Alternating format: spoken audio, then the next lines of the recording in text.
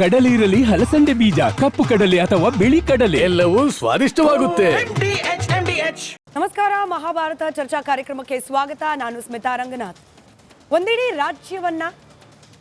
ರಾಜ್ಯವನ್ನ ಆಳ್ತಾ ಇರುವ ಸರ್ಕಾರವನ್ನ, ರಾಜ್ಯದ ಬಹುಪಾಲು ಜನರನ್ನ, ಮಾಧ್ಯಮಗಳನ್ನ, ಕಾನೂನಿನ ವ್ಯವಸ್ಥೆಯನ್ನ, ಪೊಲೀಸರನ್ನ, SIT ಅಧಿಕಾರಿಗಳನ್ನ ಒಂದಷ್ಟು ಬೆರಳೆಣಿಕೆಯಷ್ಟು ಜನ ಬಕರ ಮಾಡಿದ್ದಾರಾ? ಹೀಗೊಂದು ಅನುಮಾನಕ್ಕೆ ಕಾರಣವಾಗಿದ್ದು ಇವತ್ತು ರಿಪಬ್ಲಿಕ್ ಕನ್ನಡ ಬ್ರೇಕ್ ಮಾಡಿದ ಈ ಧರ್ಮಸ್ಥಳ ವಿರುದ್ಧದ ಷಡ್ಯಂತರ, ಈ ವಿಚಾರಕ್ಕೆ ಸಂಬಂಧಪಟ್ಟ ಮತ್ತೊಂದು ಎಕ್ಸ್ಕ್ಲೂಸಿವ್ ದಾಖಲೆ. ಜುಲೈ 11 ವೀಕ್ಷಕರೇ, ಕರ್ನಾಟಕ ಬಹುಶಃ ಮರಿಬಾರದು ಈ ದಿನಾಂಕವನ್ನು. ಯಾಕಂದ್ರೆ ಜುಲೈ 11ನೇ ತಾರೀಕು ಕೈಯಲ್ಲೊಂದು ಬುರುಡೆಯನ್ನ ಹಿಡಿದು ಇಂಥ ನೂರಾರು ಬುರುಡೆಗಳನ್ನ ನಾನು ಒಬ್ಬನೇ ಗುರುತು ಮಾಡಿ ಭೂಮಿಯಿಂದ ಆಚೆ ತೆಗೆಯಬಲ್ಲೆ. ಎಲ್ಲಿಂದ? ಧರ್ಮಸ್ಥಳ ಅನ್ನೋ ಪುಣ್ಯ ಕ್ಷೇತ್ರದ ನೆಲದಿಂದ. ನನಗೆ ಅವಕಾಶ ಕೊಡಿ ಅಂತ ಹೇಳಿ ಬಂದ ಈ ಮುಸುಕುದಾರಿ ಚಿನ್ನಯ್ಯ ಜುಲೈ 11ಕ್ಕೆ ಕತೆ ಶುರುವಾಯಿತು ಅಂತ ಹೇಳಿ ನೀವು ಭಾವಿಸಿದ್ವಿ. ಆದರೆ ಈ ಷಡ್ಯಂತರ ಇವತ್ತು ಬಹುಶಃ ಯಾವುದೇ ಅಂಜಿಕೆ, ಅಳುಕು ಅಥವಾ ಅನುಮಾನ ಇಲ್ಲದೆ ಈ ಪದವನ್ನು ಬಳಕೆ ಮಾಡಬಹುದು. ಷಡ್ಯಂತರ.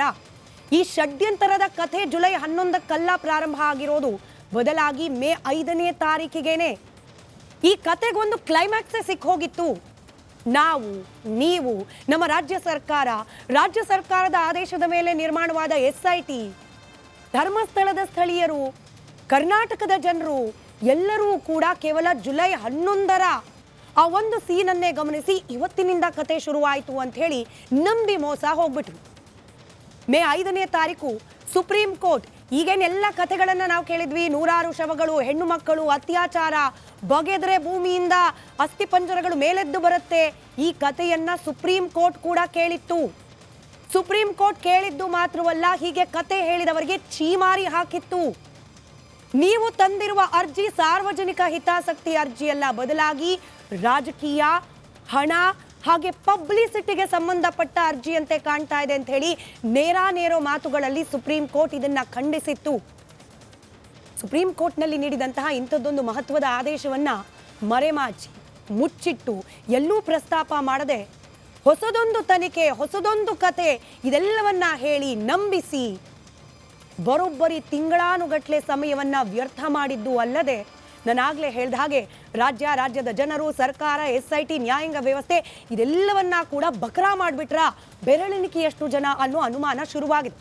ಈ ಅನುಮಾನಕ್ಕೆ ಉತ್ತರವನ್ನು ಕಂಡುಕೊಳ್ಳೋ ಪ್ರಯತ್ನವನ್ನ ಮಾಡ್ತಾ ಹೋಗ್ತೀನಿ. ಚರ್ಚೆಯಲ್ಲಿ ವಕೀಲರಾದ ಸೂರ್ಯ ಮುಕುಂದ್ ಅವರಿದ್ದಾರೆ, ಪತ್ರಕರ್ತರು ಕೀರ್ತಿ ಶಂಕರ್ ಘಟ್ಟ, ಹಾಗೆ ಹೋರಾಟಗಾರರಾದ ದಿನೇಶ್ ಗಾಣಿಗ ಅವರಿದ್ದಾರೆ. ಕೆಲವೇ ಕ್ಷಣಗಳಲ್ಲಿ ಮತ್ತೋರ್ವ ವಕೀಲರಾದ ನಾರಾಯಣ ಸ್ವಾಮಿ ಅವರು ಜಾಯ್ನ್ ಆಗೋ ನಿರೀಕ್ಷೆ ಇದೆ. ಹಿರಿಯ ವಕೀಲರಾದ ಅಮೃತೇಶ್ ಅವರು ಜಾಯ್ನ್ ಆಗೋ ನಿರೀಕ್ಷೆ ಇದೆ.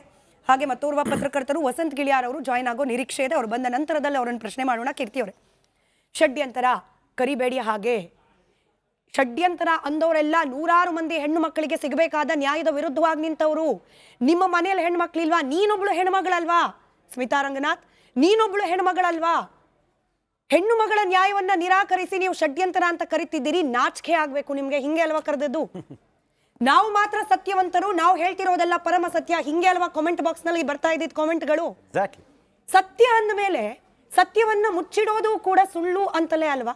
ಸುಪ್ರೀಂ ಕೋರ್ಟ್ ನಲ್ಲಿ ಇಂಥದ್ದೊಂದು ಆದೇಶ ಬಂದಿದ್ದನ್ನ ಎಲ್ಲೂ ಪ್ರಸ್ತಾಪ ಮಾಡಿಲ್ಲ ಅಂದ್ರೆ ಇದನ್ನ ಏನಂತ ಕರಿಬೇಕು?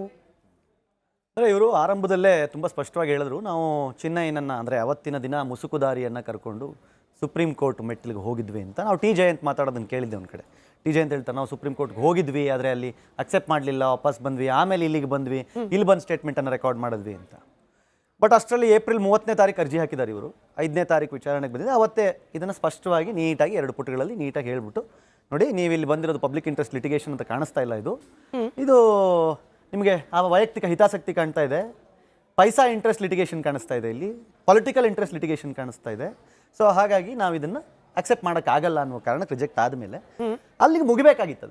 ಬಟ್ ಅದನ್ನೇ ಒಂದು ವಿಡಿಯೋದ ಸ್ಕ್ರಿಪ್ಟ್ ಮಾಡಿಬಿಟ್ರಲ್ಲ. ನಾನು ಇವತ್ತು ಅದನ್ನೇ ಯೋಚನೆ ಮಾಡ್ತಾ ಇದ್ದೆ. ನಾನು ಕಾಪಿಯನ್ನು ಓದ್ತಾ ಇದ್ದಾಗ ಆ ಕಾಪಿ ಮತ್ತು ಸಮೀರನ ಸ್ಕ್ರಿಪ್ಟ್ ಬೋತ್ ಆರ್ ಸೇಮ್.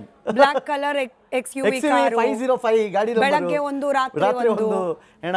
ಆಮೇಲೆ ಇದು ಎಂತ ಮೈಸೂರಿನ ಹುಡುಗಿ ಬಂದ್ಲು, ಅವಳು ನೆಕ್ಸ್ಟ್ ಡೇ ಅಲ್ಲಿ ಉದಯವಾಣಿ ಪೇಪರ್ ಅಲ್ಲಿ ಸುತ್ತಾಕಿ ಅವಳು same script as it is. ಅಂದ್ರೆ ರಿಜೆಕ್ಟ್ ಆಗಿರೋ ಒಂದು ರಿಟ್ ಪಿಟಿಷನ್ನ ಯೂಟ್ಯೂಬ್ ವಿಡಿಯೋದ ಸ್ಕ್ರಿಪ್ಟಿಗೆ ಬಳಸ್ಬೋದಾ ಅಂತ ನನಗೆ ಆಶ್ಚರ್ಯ ಆಗಿ ಫಸ್ಟ್ ಟೈಮ್.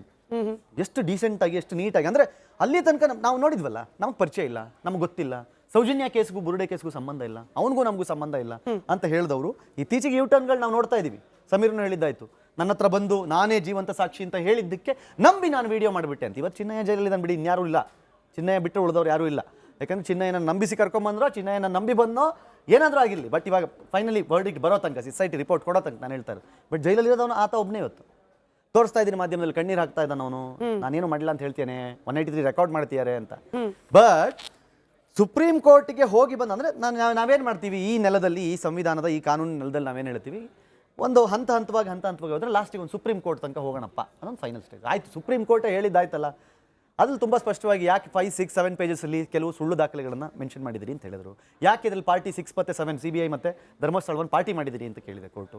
ಸೊ ಇದನ್ನೆಲ್ಲ ಇಟ್ಕೊಂಡು ಕೇಳಿದಾಗ, ಸರಿ ಇದನ್ನು ಇಟ್ಕೊಂಡು ಇವಾಗ ನಾವು ಮತ್ತೆ ನಮಗೆ ಹಿಂಗೆ ಆಗಿದೆ ಅಂತ ಇಲ್ಲೆಲ್ಲಾದರೂ ಬಂದರೆ, ಸುಪ್ರೀಂ ಕೋರ್ಟೇ ರಿಜೆಕ್ಟ್ ಮಾಡಿದ್ಮೇಲೆ ಸರ್ಕಾರ ಒಪ್ಪದೇ ಇರ್ಬೋದು, ಅಥವಾ ಕೆಲವೊಂದು ಕೋರ್ಟ್ಗಳು ಒಪ್ಪದೇ ಇರ್ಬೋದು, ಬೇರೆ ಯಾರು ಒಪ್ಪದೇ ಇರ್ಬೋದು. ಸೊ ಹಂಗಾಗಿ ಇದನ್ನು ಎಮೋಷ್ನಲಿ ಜನರಿಗೆ ತಲುಪಿಸೋಣ. ಹೆಂಗೆ ತಲುಪಿಸೋದು ಎಮೋಷ್ನಲಿ? ಸೇಮ್ ಸ್ಕ್ರಿಪ್ಟು ಸಮೀರ್ ಕೈಲಿ ಮಾಡಿಸೋಣ, ಮಾಡಿಸ್ ನಂತರ ಏನು ಮಾಡೋಣ, ಹೋಗೋಣ ಗೌರ್ಮೆಂಟ್ ಹತ್ರ ಹೋಗೋಣ, ಇವನ್ನೇ ಕರ್ಕೊಂಡು ಹೋಗೋಣ, ಒಂದು ಬುರ್ಡೆ ತೊಗೊಂಡು ಹೋಗೋಣ, ಅದೇ ಬುರ್ಡೆನ ತೊಗೊಂಡು ಅಲ್ಲಿಗೆ ಹೋಗೋಣ, SIT ರಚನೆ ಮಾಡಿಸೋಣ, ನಮಗೆ ಬೇಕಾದಾಗ ಮಾಡಿಸೋಣ. ಆಗಿದ್ದೇನಾಯ್ತು ಇವಾಗ ಇಲ್ಲಿಯ ತನಕ ಬಂದು ನಿಂತಿದೆ. ಇವತ್ತು ಕಡೆ ಡೈಲಾಗ್ ಯಾಕೆ ಬಿಟ್ಬಿಟ್ರು ಅಂತ ಹೇಳಿ, ಅದೇ publicity interest litigation, paisa interest litigation, private interest litigation, political interest litigation, ಬಹಳ ಇಂಪಾರ್ಟೆಂಟ್ ಡೈಲಾಗ್ ಇದು. ಇದನ್ನ ಯಾಕೆ ಬಿಟ್ರು? ಆರ್ಡರ್ ಕಾಪಿ ಸ್ಕ್ರಿಪ್ಟ್ ಮಾಡಿರೋದು ಇದ್ರ ಮೇಲೆ ಪಿಟಿಷನ್, ರಿಟ್ ಪಿಟಿಷನ್ ಕೊಟ್ಟಿದ್ರಲ್ಲ, ಅರ್ಜಿ ಸಲ್ಲಿಸೋದ್ರಲ್ಲಿರೋದು ಇದು. ನೀವು ಮಾತ್ರ ನೀವು ಓದ್ತಾರದ ಆರ್ಡರ್ ಕಾಪಿ 184/2025 ಆರ್ಡರ್ ಕಾಪಿ ಓದ್ತಾ ಇದ್ದೀರಾ. ಪಾಪ ಆರ್ಡರ್ ಕಾಪಿ ಯಾಕೆ ಓದಕ್ಕೆ ಪೂರ್ತಿ ಇರಬೇಕಲ್ಲ ಜಗತ್ತಿಗೆ. ಇದ್ರದ್ದು ಈ ಆರ್ಡರ್ ಕಾಪಿ ಬಗ್ಗೆ ಮಾತಾಡಿಲ್ವಲ್ಲ ಅವರು ಜಗತ್ತಿನ ಎದುರುಗಡೆ, ಹೇಳೇ ಇಲ್ವರ, ಇಲ್ಲಿ ತನಕ ಮುಚ್ಚಿಟ್ಟಿದ್ರಲ್ಲ ಅದನ್ನ. ಇವತ್ತೇ ತಾನೇ ಗೊತ್ತಾಗಿದ್ದು, ಇವತ್ತು ಬೆಳಗ್ಗೆ ರಿಪಬ್ಲಿಕ್ ಅಲ್ಲಿ ಅದು ಬ್ರೇಕ್ ಆದ್ಮೇಲೆ ಗೊತ್ತಾಗಿದ್ದು, ಓ ಹಿಂಗೊಂದು ಆಗಿತ್ತಂತೆ, ಅದಕ್ಕೊಂದು ಆರ್ಡರ್ ಬಂದಿತ್ತಂತೆ ಅಂತ. ಆಮೇಲೆ ಉಳಿದವ್ರು ಸರ್ಚ್ ಮಾಡಿ ಗೊತ್ತಾಗ ಡಾಕ್ಯುಮೆಂಟ್ ಬಂದಿದೆ. ಸೊ ಹಾಗಾಗಿ ಅವರು ಆರ್ಡರ್ ಕಾಪಿಯನ್ನು ಇಟ್ಕೊಂಡು ಮಾಡಿರೋದಲ್ಲ, ರಿಟ್ ಪಿಟಿಷನ್ ಇಟ್ಕೊಂಡು ಮಾಡಿರೋದು. ಅಲ್ಲಿ ಏನಿದೆ, ಏನೇನು ಹೇಳಿದ್ದ ಭೀಮಾ, ಅಥವಾ ಏನೇನು ಸ್ಕ್ರಿಪ್ಟ್ ಇತ್ತು ಅದರಲ್ಲಿ, A to Z ಹಂಗಿಂದಂಗೆ ಅದೇ ವಿಡಿಯೋ, ಅದೇ ಗಾಡಿ ನಂಬರ್, ಅದೇ ಹುಡುಗಿ, ಅದೇ ಪೇಪರು, ಅದೇ ಮಾಹಿತಿ ಕೇಂದ್ರ, ಅದೇ ಏನು ಗೆಸ್ಟ್ ಹೌಸ್ಗಳ ಹೆಸರು, ಅದೇ ಗೆಸ್ಟ್ ಹೌಸ್ನಲ್ಲಿ ಕೆಲಸ ಮಾಡ್ತಿದ್ದವರ ಹೆಸರು, ಪ್ರತಿಯೊಂದು. ಸರಿ ಸೂರಿ ಮುಕುಂದ್ ಅವರೇ, ಡೀಟೇಲ್ ಆಗಿ ಈ ಪಿಟಿಷನ್ ನನ್ನ ಹತ್ರನೂ ಇದೆ ಕಾಪಿ, ಡೀಟೇಲ್ ಆಗಿ ಒಂದಷ್ಟು ಪುಟಗಳಲ್ಲಿ ಏನೇನೆಲ್ಲ ಹೇಳಬೇಕು ಅದೆಲ್ಲವನ್ನ ಸುಪ್ರೀಂ ಕೋರ್ಟ್ನ ಮುಂದೆ ಹೇಳಿರು. ಆ ಕಥೆಯನ್ನ ಆಮೇಲೆ SIT ಮುಂದೆ ಅಥವಾ ಸೋಷಿಯಲ್ ಮೀಡಿಯಾಗಳಲ್ಲಿ ಅಥವಾ ಸ್ಥಳೀಯ ಪೊಲೀಸ್ ಠಾಣೆಯಲ್ಲಿ ಇಲ್ಲೆಲ್ಲ ರಿಪೀಟ್ ಟೆಲಿಕಾಸ್ಟ್ ಆಯಿತು ಅನ್ನೋದು ಬಿಟ್ಟರೆ, ಮೊಟ್ಟ ಮೊದಲು ಹೋಗಿದೆ ಸುಪ್ರೀಂ ಕೋರ್ಟ್ನ ಮುಂದೆ ಬರೋಬ್ಬರಿ 50ಕ್ಕೂ ಹೆಚ್ಚು ಪುಟಗಳು. ಇಷ್ಟೆಲ್ಲ ಡೀಟೇಲ್ ಆಗಿ ಅಲ್ಲಿನ ಕತೆ ಹೇಳಿದ ನಂತರವೂ ಕೂಡ ಸುಪ್ರೀಂ ಕೋರ್ಟ್ ಹೀಗೆ ಯಾಕೆ, ನೀವು ವಕೀಲರಾಗಿರೋದ್ರಿಂದ ಈ ಪ್ರಶ್ನೆ ಕೇಳ್ತಾ ಇದ್ದೀನಿ, ಸುಪ್ರೀಂ ಕೋರ್ಟ್ ಹೀಗೆ ಯಾಕೆ ಒಂದು ಆರ್ಡರ್ನ ಪಾಸ್ ಮಾಡಿರೋಕೆ ಸಾಧ್ಯತೆ ಇದೆ? ಏನಂತ, ಇದು PIL ಅಂತಂದ್ರೆ ಇದರಲ್ಲಿ ಪ್ರೈವೇಟು, ಪೈಸಾ ಹಾಗೆ ಪೊಲಿಟಿಕಲ್ ಇಂಟ್ರೆಸ್ಟ್ ಕಾಣ್ತಾ ಇದೆ. ಈ ಅಬ್ಸರ್ವೇಷನ್ ಸುಪ್ರೀಂ ಕೋರ್ಟ್ ಯಾಕೆ ಮಾಡಿರಬಹುದು ಅಂತ ಕೋರ್ಟ್ ಅನೇಕ ಬಾರಿ ಅನೇಕ ಸಲ ತುಂಬಾ ಜನರಿಗೆ ಆ ಥರ ಅಭಿಪ್ರಾಯಗಳನ್ನ ವ್ಯಕ್ತಪಡಿಸ್ತಾನೆ ಇರುತ್ತೆ. ಸೊ ಅದೇನು ಹೊಸದಲ್ಲ. ಸೊ ಈಗ ಆರಂಭದಲ್ಲಿ ನಮಗೆ ಹೊಸ್ತು ಸರ್, ಈ ಪ್ರಕರಣದಲ್ಲಿ ಮಾತಾಡಕ್ ಬಿಡ್ಬೇಕು. ನಾನು ಹೇಳಿದೆ ಈಗ ಜನ ಇಲ್ಲಿಗೆ ಹೋಗ್ಬೇಡ ಅಂತ ಹೇಳ್ತಾರೆ, ನಿಮ್ಗೆ ಹೇಳ್ತಿರೋದು ಜನ ಒಬ್ಬ ಹುಡುಗ ಮೆಸೇಜ್ ಮಾಡಿದಾನೆ, ನಿಮ್ಗೂ ಕಳ್ಸಿದೀನಿ ಅದನ್ನ. ಸೊ ಅದಕ್ಕೆ ನಾನು ಮಾತಾಡಕ್ ಸ್ಟಾರ್ಟ್ ಮಾಡಿದ್ಮೇಲೆ ದಯವಿಟ್ಟು ಅವ್ರಿಗೆ ಅವ್ರ ಜೊತೆ ಡಿಸ್ಕಷನ್ ಮಾಡ್ಕೊಳ್ಳಿ. ಈಗ ನಾನು ಹೇಳ್ತಾ ಇದೀನಲ್ಲ, ನಾನು ಮಾತಾಡಕ್ಕೆ ಬಿಡಲ್ಲ. ಅಲ್ಲ, ನಾನು ಕೋಪ ಅಲ್ಲ, ನೀವು ಇನ್ನೂ ನಾನು ಸ್ಟಾರ್ಟ್ ಮಾಡಿಲ್ಲ, ಆಗ್ಲೇ ನಮ್ಮ ಪಿಟಿಷನ್ ಬಗ್ಗೆ ಹೇಳ್ತಾ ಇದ್ದೀನಿ. ಹೊಸದಲ್ಲ ಅಂದ್ರಲ್ಲ ಸರ್, ಹೊಸದಲ್ಲ, ಆಯ್ತು, ಹಳೇದಿಲ್ಲ ನಿಮ್ಗೆ, ಹಳೇದಿಲ್ಲ. ಒಂದು ಇದ್ರಲ್ಲಿ ಒಂದ್ ನಿಮಿಷ ಇಲ್ಲ, ಒಂದ್ ನಿಮಿಷ ಹೇಳ್ಬಿಡ್ತೀನಿ. ಅಲ್ಲ, ಐ ಡೋಂಟ್, ನನಗೂ ಏನ್ ಟೈಮ್ ಇಲ್ಲ ಮೇಡಮ್, ಇಲ್ಲಿ ಬಂದು ಕುತ್ಕೊಳ್ಳಕ್ಕೆ ನನಗೂ ಏನ್ ಟೈಮ್ ಇಲ್ಲ. ನೀವು ಕರೆದಿದ್ದೀರಾ ಅಂತ ಬಂದಿದ್ದೀನಿ, ಕೇಳಿಸ್ಕೊಳ್ಳಿ. ಅಲ್ಲ, ಇದು ಸುಪ್ರೀಂ ಹೈಕೋರ್ಟ್ ಇನ್ನೊಂದು ಅಬ್ಸರ್ವೇಷನ್ ಮಾಡಿದೆ, ಹೇಳದ್ನ. Thus clearly the petitioner is withholding material documents from the perusal of this court despite the fact that the petitioner claims to be a dharmadhikari of a temple. He has approached this court, a temple of justice, without clean hands ಅಂತ ಹೇಳಿದೆ. ಅಲ್ಲ, ಇದ್ರ ಮೇಲೆ discussion ಮಾಡಿ. ಯಾಕೆ court ಈಗ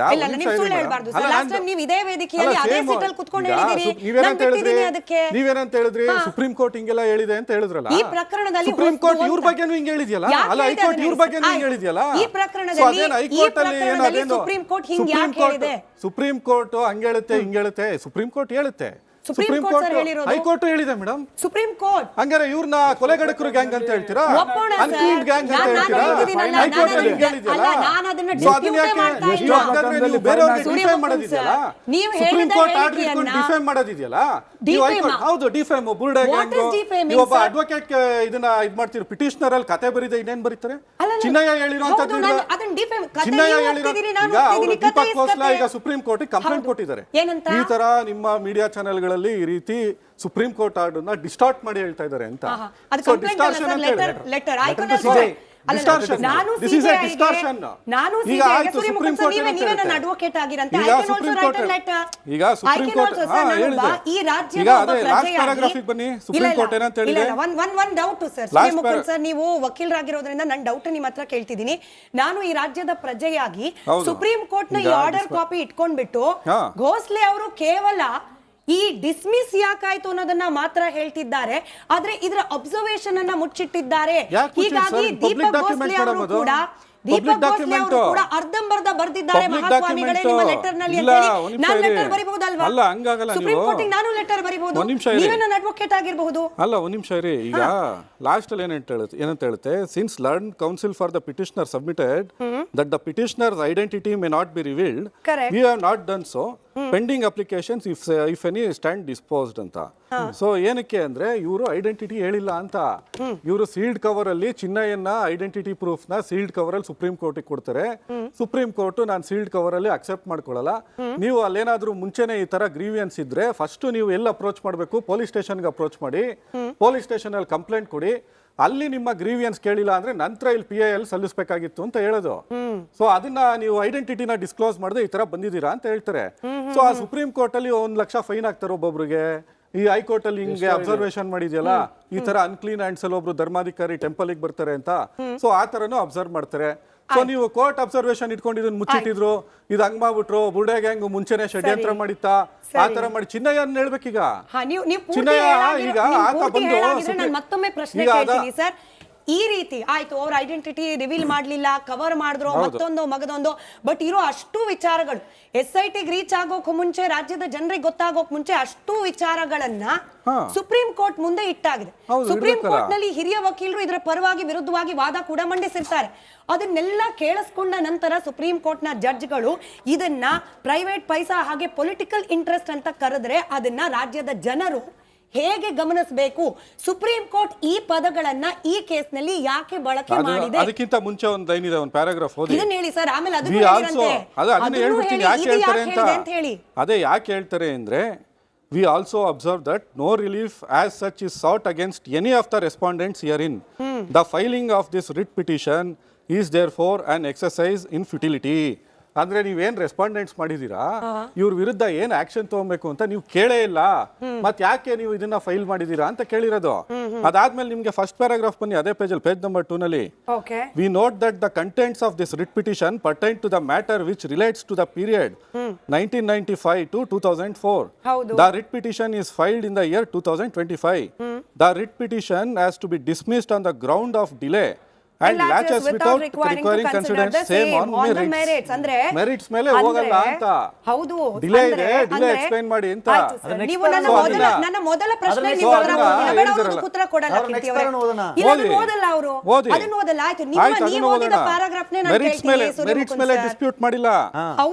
after having regard to the fact that no steps have been taken by the petitioner in the matter and bearing in mind the fact that relief sought for by the petitioner herein cannot be entertained in a writ petition filed under Article 32 of the Constitution.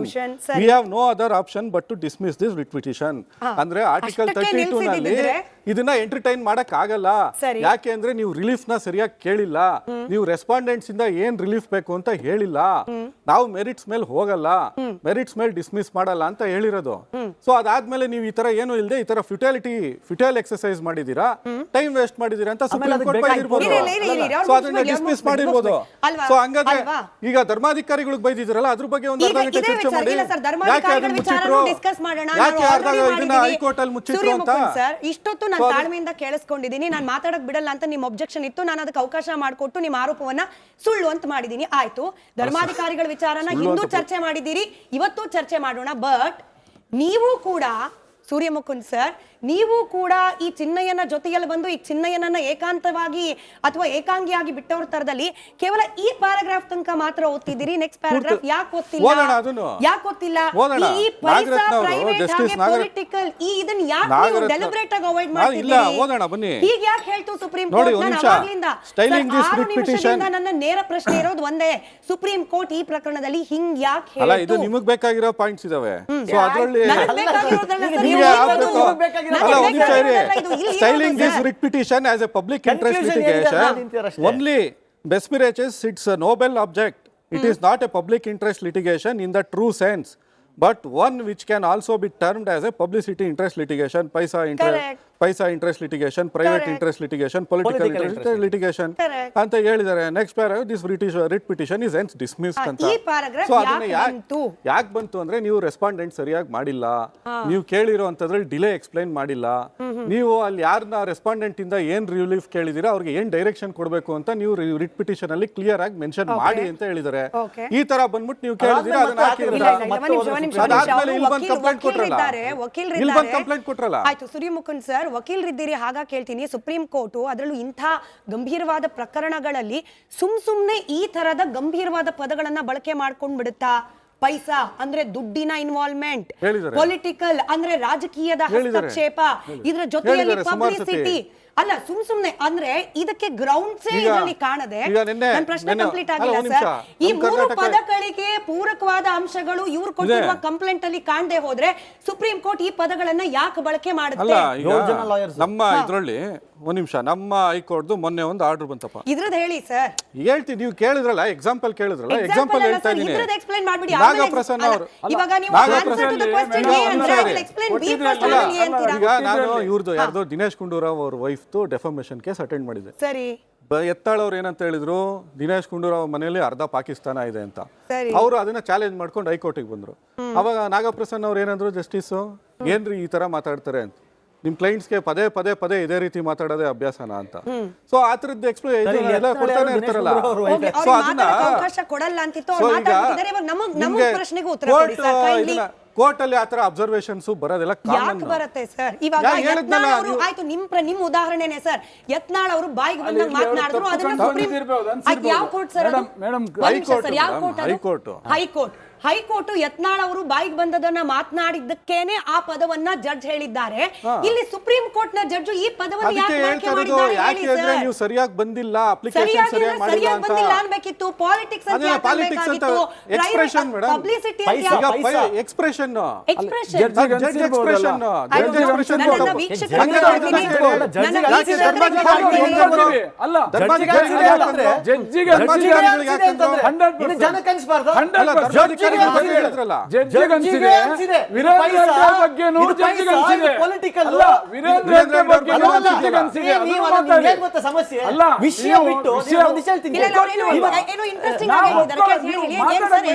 ಖಂಡಿತ ಜಡ್ಜಿಗೆ ಅನ್ಸಿ ಬರ್ದಿದ್ದಾರೆ, ಏನೋ ಅನ್ಸಿರ್ಬೋದು.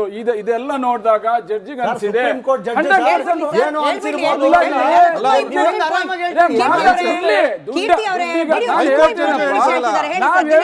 ಹೌದು, ಜಡ್ಜಿಗೆ ಕೊಟ್ಟಿರೋ application ಅಲ್ಲಿ ಅದೆಲ್ಲ sentence ಅನ್ಸಿರ್ಬೋದು, ಪೊಲಿಟಿಕಲ್ಗಾಗಿ ಬಂದಿರ್ಬೋದಂತ, ದುಡ್ಡಿಗಾಗಿ ಬಂದಿರ್ಬೋದಂತ, ಅಥವಾ ಬೇರೆ ಯಾವ್ದೋ ರೀತಿಯಲ್ಲಿ ನೀವು ಬಂದಿದ್ದೀರಂತ ಅನ್ಸಿ ಬರ್ದಿದ್ದಾರೆ.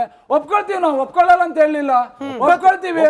ಅದೇ ರೀತಿ ನಾನು ಹೇಳದ್ ಕೇಳ್ರಿ, ವೀರೇಂದ್ರ ಹೆಗ್ಡೆ ಬಗ್ಗೆನೂ ಬರ್ದಿದ್ದಾರೆ ಜಡ್ಜು. ಏನ್ ಬರ್ದಿದ್ದಾರೆ? ನೀವು ಶುದ್ಧ ಹಸ್ತದಿಂದ ಕೋರ್ಟಿಗೆ ಬರ್ಲಿಲ್ಲ, ಕೋರ್ಟಿಗೆ ಮೋಸ ಮಾಡುವ ಉದ್ದೇಶದಿಂದ ಬಂದಿದ್ದೀರಿ ಅನ್ನೋದನ್ನು ಕೂಡ ವೀರೇಂದ್ರ ಹೆಗ್ಡೆ ಅವ್ರ ಬಗ್ಗೆನೂ ಕೂಡ ಹೈಕೋರ್ಟ್ ಬರ್ದಿದೆ.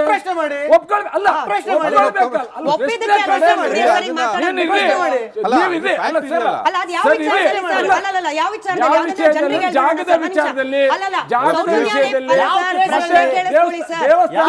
ದೇವಸ್ಥಾನಕ್ಕೆ ಸಂಬಂಧಪಟ್ಟ ವಿಷಯದಲ್ಲಿ ದಿನೇಶ್ ಸರ್ ಒಂದ್ ನಿಮಿಷ, ಕರೆಕ್ಟು. ಈಗ ವೀರೇಂದ್ರ ಹೆಗಡೆ ಅವರ ಬಗ್ಗೆ ಕೋರ್ಟ್ನ ಅಬ್ಸರ್ವೇಷನ್ಗೆ ಸೂರ್ಯಮುಕುಂದ್ ಸರ್ ಮಾತನಾಡಿದ್ದಾರೆ, ಇವತ್ತು ಮಾತನಾಡಿದ್ದಾರೆ, ನೀವು ಮಾತಾಡಿ, ಯಾವುದೇ ಅಬ್ಜೆಕ್ಷನ್ ಇಲ್ಲ.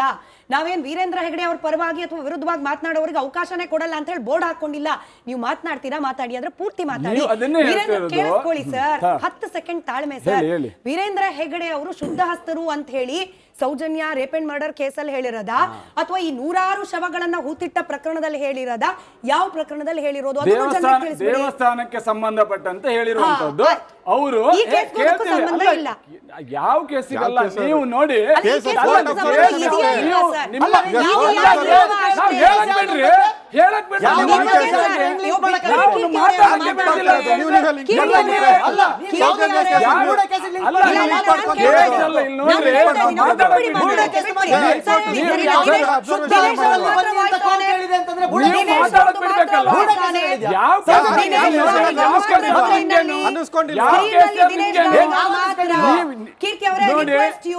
ದಿನೇಶ್ ಸರ್ ನೋಡಿ ಸರ್, ನೀವು ಒಬ್ಬರೇ ಮಾತಾಡಬೇಕು, ಕ್ಲಿಯರ್ ಆಗಿ ಪ್ರಶ್ನೆ ಕೇಳಿಸ್ಕೊಂಡು. ಹೌದು, ವೀರೇಂದ್ರ ಹೆಗಡೆ ಸರ್ ಕೇಳಿಸ್ಕೊಳ್ಳಿ ಸರ್. ವೀರೇಂದ್ರ ಹೆಗಡೆ ಅವರ ಬಗ್ಗೆ ನೀವು ಪ್ರಸ್ತಾಪ ಮಾಡ್ತಾ ಇರೋ ವಿಚಾರವನ್ನ ನಾನು ಅನ್ಎಡಿಟೆಡ್ ಲೈವ್ ಅಲ್ಲಿ ಬಿಡ್ತಾ ಇದ್ದೀನಿ. ನಿಮಗೂ ಮಾತನಾಡ್ಲಿಕ್ಕೆ ಅವಕಾಶ ಕೊಟ್ಟಿದ್ದೀನಿ. ಹಾಗೆ ನಿಮ್ಮಿಂದ ನಾನ್ ನಿರೀಕ್ಷೆ ಮಾಡ್ತಿರುವ ಉತ್ತರ ಈ ಪ್ರಕರಣ 100 ಬುರುಡೆಗಳನ್ನ ಹೂತಿಟ್ಟ ಪ್ರಕರಣಕ್ಕೂ ಹಾಗೆ ಹೈಕೋರ್ಟ್ ವೀರೇಂದ್ರ ಹೆಗಡೆ ಅವರ ಶುದ್ಧ ಹಸ್ತದ ಬಗ್ಗೆ ಪ್ರಸ್ತಾಪ ಮಾಡಿದ ಅಬ್ಸರ್ವೇಷನ್ಗೂ ಸಂಬಂಧ ಇದೆಯಾ ಇಲ್ವಾ ಅದನ್ನು ಹೇಳಿ ಮುಂದುವರಿಸಿ. ಸಂಬಂಧ ಈ ಪ್ರಕರಣದಲ್ಲಿ ಹೇಳಿದ್ದಲ್ಲ. ನೀವು ಹೇಳಿದ್ರಲ್ಲ ಸುಪ್ರೀಂ ಕೋರ್ಟ್ ಹೀಗೆ ಯಾಕೆ ಹೇಳ್ತಂತ ಹೇಳಿದ್ರಲ್ಲ, ಹೀಗೆ ಯಾಕೆ ಹೇಳ್ತಂದ್ರೆ ಹಲವಾರು ಪ್ರಕರಣಗಳಲ್ಲೂ ಕೂಡ ಬೇರೆ ಬೇರೆ ಪ್ರಕರಣಗಳಲ್ಲಿ ಕೂಡ ಅಲ್ಲಿ ಅಬ್ಸರ್ವೇಷನ್ ಮಾಡಿ ಸುಪ್ರೀಂ ಕೋರ್ಟ್ ಒಂದೊಂದು ತೀರ್ಮಾನಗಳನ್ನು ತಗೊಳ್ತದೆ ಹೇಳ್ತದೆ. ಆ ಸಂದರ್ಭದಲ್ಲಿ ವೀರೇಂದ್ರ ಹೆಗ್ಡೆ ಬಗ್ಗೆನೂ ಕೂಡ ಈ ರೀತಿ ಹೇಳಿದೆ. ಅದು ಹೌದು,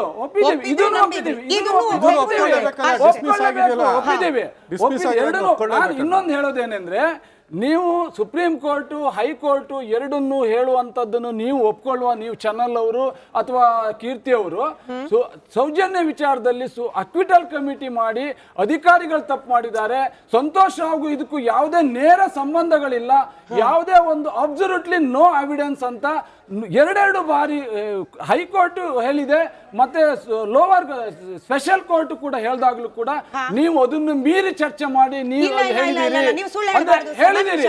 ಅದನ್ನ ಯಾವುದನ್ನು ಕೂಡ ಇವತ್ತಿನವರೆಗೂ ಚರ್ಚೆ ಮಾಡ್ತಾ ಇಲ್ಲ. ಅಂದ್ರೆ ನಿಮ್ಗೆ ಅಲ್ಲ, ಸುಪ್ರೀಂ ಕೋರ್ಟ್ ಅಥವಾ ಹೈಕೋರ್ಟ್ ಮಾತಾಡೋದಾದ್ರೆ ಹೈಕೋರ್ಟ್ ಹೇಳಿರೋ ಆರ್ಡರ್ ನೀವು ಒಪ್ಬೇಕಲ್ಲ. ಯಾಕಂದ್ರೆ ನಿಮ್ಗೆ ಬೇಕಾದಾಗ ಭಾಗಿಯಾಗಿ ಸುಸ್ತಾಗಿದ್ದೀರಿ, ಆವೇಶ ಭರಿತರಾಗಿದ್ದೀರಿ. ನೀವು ಸುಳ್ಳು ಹೇಳಂಗಿಲ್ಲ ಸರ್. ಅಕ್ವಿಟಲ್ ಕಮಿಟಿ ಬಗ್ಗೆ ರಿಪಬ್ಲಿಕ್ ಕನ್ನಡದಲ್ಲಿ ಡಿಸ್ಕಷನ್ ಆಗಿಲ್ಲ ಅನ್ನೋ ನಿಮ್ಮ ಮಾತು ಸುಳ್ಳು. ಇದೇ ಚಾನೆಲ್ ನಲ್ಲಿ ಇದೇ ವೇದಿಕೆಯಲ್ಲಿ ಮಹಾಭಾರತ ಕಾರ್ಯಕ್ರಮದಲ್ಲೇನೆ ಸನ್ಮಾನ್ಯ ಪ್ರದೀಪ್ ಅವರು ವಕೀಲರಾಗಿ ಅಮೃತೇಶ್ ಅವರು ಭಾಗಿಯಾಗಿದ್ದಾಗ ಅಕ್ವಿಟಲ್ ಕಮಿಟಿ ಬಗ್ಗೆ ನಾವು ಡಿಬೇಟ್ ಮಾಡಿದೀವಿ. ಅಕ್ವಿಟಲ್ ಕಮಿಟಿ ಏನ್ ರಿಪೋರ್ಟ್ ಕೊಟ್ಟಿದೆ ಅನ್ನೋದ್ರ ಬಗ್ಗೆನೂ ನಾವು ಡಿಬೇಟ್ ಮಾಡಿದೀವಿ. ಅಕ್ವಿಟಲ್ ಕಮಿಟಿ ರಿಪೋರ್ಟ್ ಕೊಟ್ಟ ನಂತರದಲ್ಲಿ ಏನ್ ಮಾಡಬೇಕಾಗಿತ್ತು, ಅದು ಯಾಕೆ ಮಾಡಿಲ್ಲ ಅನ್ನೋದ್ರ ಬಗ್ಗೆ ಕೂಡ ಡಿಬೇಟ್ ಮಾಡಿದೀವಿ. ಕೈ ಮುಗಿದು ಕೇಳ್ಕೊಳ್ತೀನಿ, ದಯಮಾಡಿ ನಮ್ಮ ವೀಕ್ಷಕರಿಗೆ ಅರ್ಧಂಬರ್ಧ ನೀವು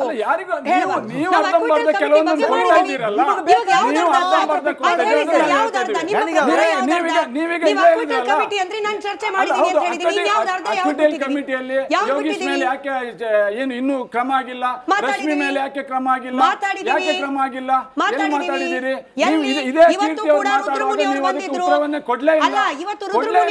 ಅವ್ರಿಗೂ ಪ್ರಶ್ನೆ ಕೇಳಿದೀನಿ, ಶನಿವಾರ ಬರುತ್ತೆ ಕೇಳಿಸ್ಕೊಳ್ಳಿ. ಉತ್ತರ ಕೇಳಿಸ್ಕೋಬೇಕು ಸರ್. ರಶ್ಮಿ ಅವರ ಮೇಲೆ ಆದ ಡಿಪಾರ್ಟ್ಮೆಂಟಲ್ ಎನ್ಕ್ವೈರಿ, ಅದಕ್ಕೆ ಅವ್ರು ಗೈರಾಗಿದ್ರ ಬಗ್ಗೆ ಕೂಡ ನಾವು ಮಾತನಾಡಿದೀವಿ.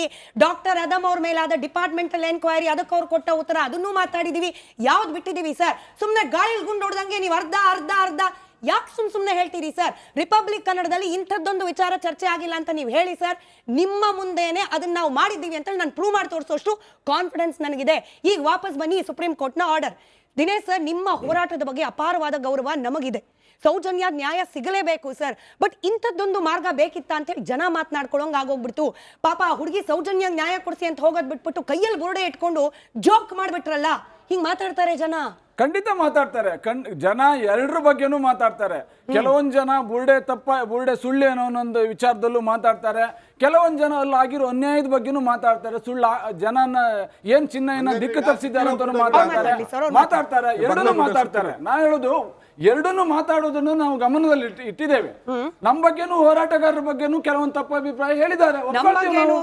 ಎಲ್ಲರ ಬಗ್ಗೆನೂ ಮಾತಾಡ್ತಾರೆ. ಹಾಗಂತ ಯಾರ ಬಗ್ಗೆನೂ ನೋಡಿ, ಸತ್ಯ ಯಾವತ್ತು ಸತ್ಯ ಆಗಿರುತ್ತೆ, ಯಾವತ್ತು ಸತ್ಯ ಆಗಿರುತ್ತೆ, ಸುಳ್ಳಾಗಲ್ಲ.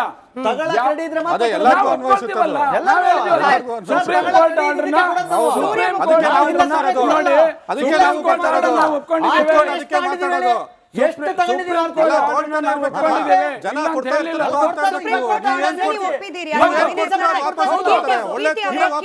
ರಿಪಬ್ಲಿಕ್ ಅಲ್ಲಿ ಕುತ್ಕೊಂಡು ಗಾಣಿಗ ಅವ್ರು ಹೇಳ್ತೀಯ, ನಾನು ಒಪ್ಕೋತೀನಿ, ಹೌದು ತಪ್ಪಾಗಿರ್ಬೋದು ಜನ ಬಡ್ಡಿ ಸಮೇತ ಕೊಡ್ತಾ ಇದಾರೆ.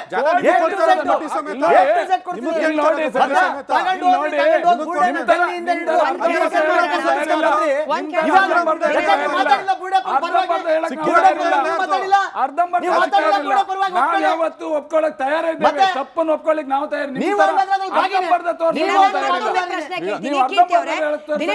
ಮತ್ತೊಮ್ಮೆ ಪ್ರಶ್ನೆ ಕೇಳ್ತೀನಿ ನೋಡಿ. ಸೌಜನ್ಯ ಪರವಾದ ನಿಜವಾದ ಹೋರಾಟಗಾರರಲ್ಲಿ ನೀವು ಒಬ್ರು. ನಿಮ್ಮ ಹೋರಾಟದ ದಾರಿ ಸರಿ ಇತ್ತು. ಇದು ಯಾರು ಬುರುಡೆ ಐಡಿಯಾ ಕೊಟ್ಟರು ನನಗೆ ಗೊತ್ತಿಲ್ಲ ಸರ್. ಈ ಬುರುಡೆ ಒಂದು ವಿಚಾರದಿಂದಾಗಿ ಈಗ ಸೌಜನ್ಯ ಹೋರಾಟಗಾರರ ಮೇಲೂ ಕೂಡ ಅನುಮಾನ ಪಡೋ ಹಾಗಾಗೋಯ್ತು ಪರಿಸ್ಥಿತಿ. ಅದ್ರ ಬಗ್ಗೆ ನನಗೆ ಅನುಕಂಪ ಇದೆ. ನಾನು ಕೂಡ ಈ ರಾಜ್ಯದ ಒಬ್ಬ ಹೆಣ್ಣು ಮಗಳಾಗಿ ಹೇಳ್ತಾ ಇದ್ದೀನಿ, ಸೌಜನ್ಯಕ್ಕೆ ಸಿಗಬೇಕಾಗಿದ್ದ ನ್ಯಾಯ ಈ ಬುರುಡೆ ಪ್ರಕರಣದಿಂದ ಮತ್ತಷ್ಟು ಡಿಲೇ ಆಯ್ತು. ಸಾಕಷ್ಟು ಜನ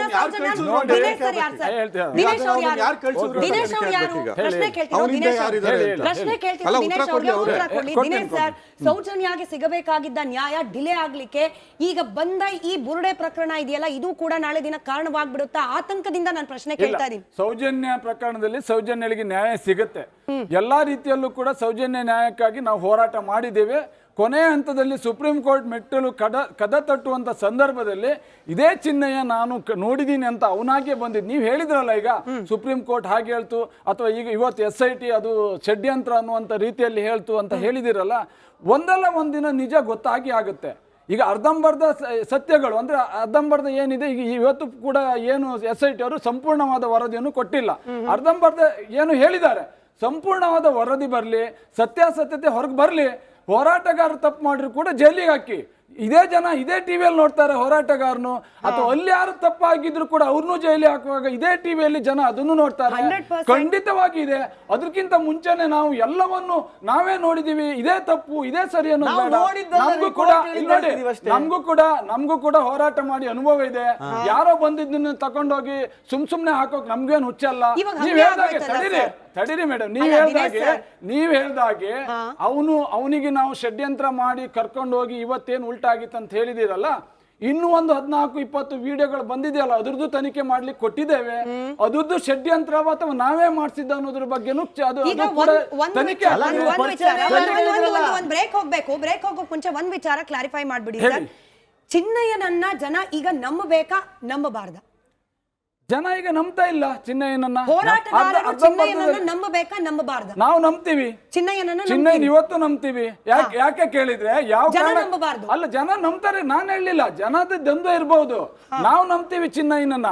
ಯಾಕೆ ಹೇಳಿದ್ರೆ ಚಿನ್ನಯ್ಯ ಸುಪ್ರೀಂ ಕೋರ್ಟ್ ಇಂದ ಹಿಡಿದು ಕೆಳ ಹಂತದ ನ್ಯಾಯಾಲಯದವರೆಗೂ ಕೂಡ ಸತ್ಯ ಹೇಳಿದ್ದಾನೆ. ಆ ನಂತರ SP ಅವ್ರ ಮುಂದೆ ಸತ್ಯ ಹೇಳಿದ್ದಾನೆ. ಆ ನಂತರ SIT ಅವ್ರ ಮುಂದೆ ಸತ್ಯ ಹೇಳಿದ್ದಾನೆ. ಯಾವಾಗ ತನಿಖೆ ಪ್ರಾರಂಭ ಆಯ್ತು ಆವಾಗ್ಲೂ ಕೂಡ ಒಂದ್ ಸತ್ಯ ಹೇಳಿದ್ದಾನೆ. ಅದು ಎಲ್ಲೂ ಕೂಡ ವೈರಲ್ ಆಗ್ತಿಲ್ಲ. ನನ್ಗೆ SIT ಯಲ್ಲಿರುವ 3 ಅಧಿಕಾರಿಗಳು ಟಾರ್ಚರ್ ಕೊಟ್ಟು ನನ್ನ ಹತ್ರ ಈ ರೀತಿ ಹೇಳ್ಸಕ್ ಹೇಳಿದಾರಂತ ಆವತ್ತಿನ ದಿನ SIT ಅವರಿಗೆ ಕಂಪ್ಲೇಂಟ್ ಕೂಡ ಕೊಟ್ಟಿದ್ದಾರೆ. 183 ಮೊದಲು ಆಗಿದೆ, ಇವತ್ತು ಆಗಿದೆ. ಹಾಗಾದ್ರೆ 183 ಮೊದಲಾದಾಗ ಯಾಕೆ ಸರಿ ಇತ್ತು, ಈಗಾದಾಗ ಸರಿ ಇಲ್ಲ ಅನ್ನೋದು ತನಿಖೆ ಆಗತ್ತೆ. ಇಲ್ಲಿಗೆ ಮುಗಿಯಲ್ಲ.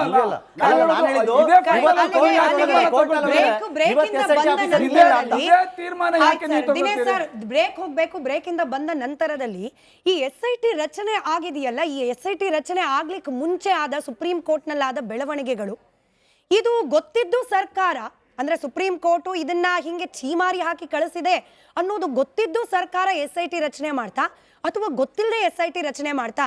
ಗೊತ್ತಿದ್ದು SIT ರಚನೆ ಮಾಡಿದ್ರೆ ಸುಪ್ರೀಂ ಕೋರ್ಟ್ನ ಆದೇಶದ ಉಲ್ಲಂಘನೆ ಆಗೋದಿಲ್ವಾ?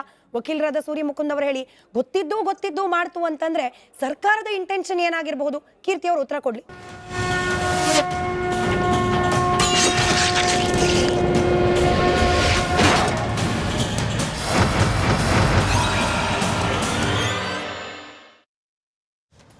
Welcome back. ಚರ್ಚೆಯಲ್ಲಿ ಹಿರಿಯ ವಕೀಲರಾದ ಅಮೃತೇಶ್ ಅವರು ಹಾಗೆ ನಾರಾಯಣ ಸ್ವಾಮಿ ಅವರು ಇಬ್ಬರು ಕೂಡ ಜಾಯ್ನ್ ಆಗಿದ್ದಾರೆ. ಅಮೃತೇಶ್ ಸರ್, ನೀವು ಬರ್ಲಿಕ್ಕೆ ಮುಂಚೆ ನಾವು ಸುಪ್ರೀಂ ಕೋರ್ಟ್ನಲ್ಲಿ ಆದಂತಹ ಮೇ 5ನೇ ತಾರೀಕು ಬಂದಂತಹ ಆರ್ಡರ್ ಬಗ್ಗೆ ಚರ್ಚೆ ಮಾಡ್ತಿದ್ವು. ಅದು ಮತ್ತೆ ಸೌಜನ್ಯಾಗಿ ಹೋಗಿ ಮತ್ತೆ ವಾಪಸ್ ಸುಪ್ರೀಂ ಕೋರ್ಟ್ ತನಕ ಬಂದು ನಿಂತಿದೆ. ಸುಪ್ರೀಂ ಕೋರ್ಟ್ನಲ್ಲಿ ಮೇ 5ನೇ ತಾರೀಕೇನೆ ಇಂಥದ್ದೊಂದು ಆರ್ಡರ್ ಪಾಸ್ ಆದ ನಂತರದಲ್ಲಿ ಸಹಜವಾಗಿ ಈ ಕಾನೂನು ಕಟ್ಲೆ ಹೆಚ್ಚಿಗೆ ಜ್ಞಾನ ಇಲ್ಲದ ರಾಜ್ಯದ ಸಾಮಾನ್ಯ ಜನರಿಗೆ ಅನ್ಸೋದು, ಅಯ್ಯೋ ಸುಪ್ರೀಂ ಕೋರ್ಟ್ ಇದೆಲ್ಲವನ್ನ ನೋಡಿ ಚೀಮಾರಿ ಹಾಕಿ ವಾಪಸ್ ಕಳಿಸಿದೆ, ಹಾಗಾದ್ರೆ ಇದನ್ನ ಅರಿಯದೆ ಸರ್ಕಾರ SIT ಮಾಡ್ತಾ ಅಥವಾ ಅರ್ಥೂ ಕೂಡ SIT ಮಾಡ್ತಾ, ಈ ರೀತಿ ಅನುಮಾನ ಬರೋದು ಸಹಜ. ಒಂದು ಯಾರಿಗೂ ಗೊತ್ತಿರಲಿಲ್ಲ ಇದು ಇವತ್ತು ಸ್ಫೋಟ ಆದಂಥದ್ದು. ಇವತ್ತು ನಿನ್ನೆಯಿಂದ ಸುಪ್ರೀಂ ಕೋರ್ಟಿಗೆ ಈಗಾಗಲೇ ಮೊದಲೇ ಹೋಗಿ ಬಂದಿದ್ದಾರೆ, ಆಮೇಲೆ ಇಲ್ಲಿ ಬಂದು ಒಂದು ನಾಟಕ ಮಾಡಿ ಸರ್ಕಾರಕ್ಕೊಂದು ಒತ್ತಡ ಅಂತಂದು ಇದು SIT ಫಾರ್ಮೇಷನ್ ಆದಮೇಲಾದರೂ ಸಹ ಯಾರು ದೂರುಗಳನ್ನ ಕೊಟ್ಟಿದ್ದರು ಒಂದು 5-6 ವ್ಯಕ್ತಿಗಳು, ಅವ್ರುಗಳನ್ನೆಲ್ಲರೂ ಇಂಟ್ರಾಗೇಷನ್ ಮಾಡಿದ್ದಾರೆ. ಇಂಟ್ರಾಗೇಷನ್ ಟೈಮಲ್ಲಿ ಈ ಸುಪ್ರೀಂ ಕೋರ್ಟ್ಗೆ ಹೋಗಿದ್ದನ್ನ ಅವರು ಹೊರಗಡೆಗೆ ತೆಗೆದಿದ್ದರೂ ಸಹ ಅದು ಇವತ್ತಿನವರೆಗೂ ಆ SIT ಅವರು ಯಾವುದೇ ಪ್ರೆಸ್ ನೋಟ್ಗಳನ್ನ ಮಾಡಿಲ್ಲ. ಆದರೆ ಒಂದು ವಾಹಿನಿಗಳ ಮುಖಾಂತರ ಇದು ಹೊರಗಡೆ ಬಂದ ಮೇಲೆ ಒಂದು ವಿಷಯವನ್ನು ಮುಚ್ಚಿ ಹಾಕಿ ಮಾಹಿತಿಯನ್ನು ಮುಚ್ಚಿ ಬೇರೆ ಥರದಲ್ಲಿ ಕಂಪ್ಲೇಂಟ್ ಕೊಡೋದು ಒಂದು abuse of process of law. First ಅವ್ರನ್ನ ಇದು ನಾನು ಯಾಕೆ ಇದನ್ನು ಹೇಳ್ತೀನಿ, ಭಾಳ ಹಿಂದೆನೇ ಹೇಳ್ತಿದ್ದೆ. ಇವತ್ತು ಇಂಟ್ರಾಗೇಷನ್ ಹೇಗಿದೆ ಅಂದರೆ ಭಾಳ ಹೈಲಿ ಸಿಸ್ಟಮ್ಯಾಟಿಕ್ ಆ್ಯಂಡ್ ಒಂಥರ ಭಾಳ ಸ್ಟೈಲು. ಸ್ವಲ್ಪ ಯೋಚನೆ ಮಾಡಿ, ಒಂದು 25 ವರ್ಷಗಳ ಹಿಂದಿನ ಇಂಟ್ರಾಗೇಷನ್ ಆಗಿದ್ದಿದ್ರೆ ಇವ್ರು ಯಾರು ಇಷ್ಟು ಆರಾಮಾಗಿ ಒಳಗಡೆ ಹೋಗಿ ಆರಾಮಾಗಿ ಹಿಂಗೆ ಬರ್ತಿರಲಿಲ್ಲ. ಇವತ್ತು ಕೆಲವೊಂದು ಬಿಹಾರದಲ್ಲೋ ಮತ್ತು UPಲೋ ನೋಡ್ತಿರಲ್ಲ, ಆ ಹೆಣ್ಮಕ್ಳನ್ನ ಛೇಡಿಸಿದಾಗ ಇಲ್ಲ ಯಾವ್ದಾರು ಮಾಡಿದಾಗ ಅವ್ರನ್ನ ಆರೋಪಿಗಳನ್ನ ಹೊರಗಡೆ ಕರ್ಕೊಬರ್ಬೇಕಾರೆ ಹೆಂಗೆ ಅವ್ರು ಕುಂಟ್ಕೊಂಡು ಬರ್ತಾರೆ ಹಂಗೆ ಬರ್ತಿದ್ರು. ಆ ಟ್ರೀಟ್ಮೆಂಟ್ ಇಲ್ಲಿಲ್ಲ, ಪೊಲೀಸರ ವ್ಯವಸ್ಥೆಯಲ್ಲಿ ಇಲ್ಲ. ಅದು ಮಾಡಿದ್ರೆ ಅಡ್ವೊಕೇಟ್ ಆಗಿ ಈ ರೀತಿ ಮಾತಾಡುವಂತದ್ದು. ಹೌದು, ಯಾಕಂದ್ರೆ ಕೆಲವೊಂದು ಕಡೆ ಮೂವ್ಮೆಂಟ್ಸ್ ಅಲ್ಲಿ ಇರೋರು ನೀವು ಈ ರೀತಿ ಮಾತಾಡಬಹುದು, ಪಕ್ಕದಲ್ಲಿರೋರು ಮಾತಾಡ್ಲಿ. ಅಲ್ಲ ತಾವು ಇದನ್ನ ಕುಂಟ್ಕೊಂಡ್ ಬರ್ತಾ ಇದ್ರು, 3rd ಡಿಗ್ರಿ ಟ್ರೀಟ್ಮೆಂಟ್ ಕೊಡ್ತಾ ಇದ್ರು ಅಂತ ಆ ರೀತಿ ತಾವು ಮಾತಾಡಿದ್ರೆ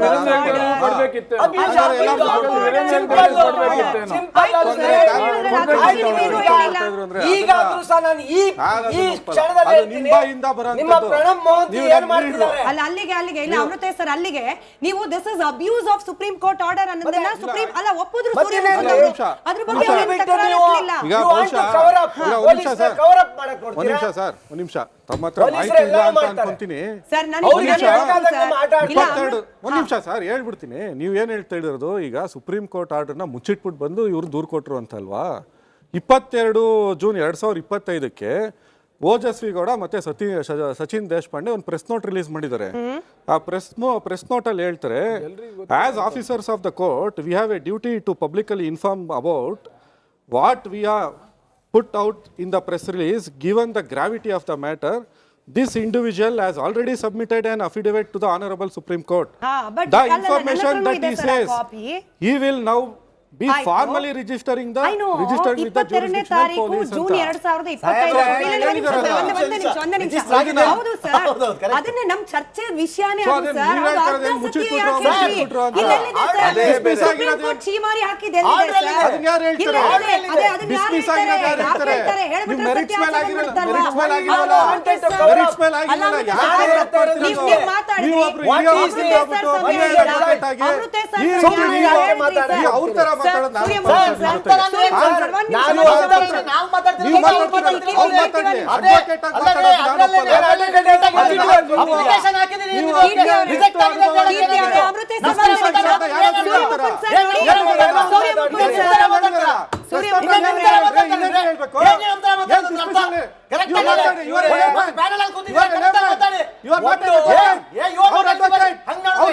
ಮಾತಾಡ್ಬೇಕು. ನೀವು ಮಾತಾಡಿ ಏನ್ ಬೇಕಾದ್ರೂ ಮಾತಾಡಿ. ಅವ್ರಂಗ್ ಮಾತಾಡಂಗಿಲ್ಲ. ನೀವು ಪಕ್ಕ ಹೌದು ನಿಮ್ಗೆ ನಾನ್ ತೋರಿಸ್ತಾ ಇದ್ದೀನಿ ನಿಮ್ಗೆ.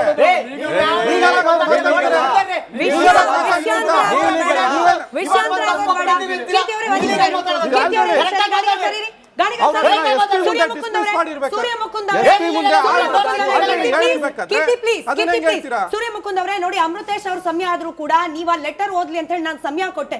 ಅಮೃತೇಶ್ ಅವ್ರ ಸಮಯ ಅವ್ರಿಗೆ ಉತ್ತರ ಕೊಡಕ್ ಬಿಡಿ. ನಾನು ಮತ್ತೆ ಹೇಳ್ತೀನಿ,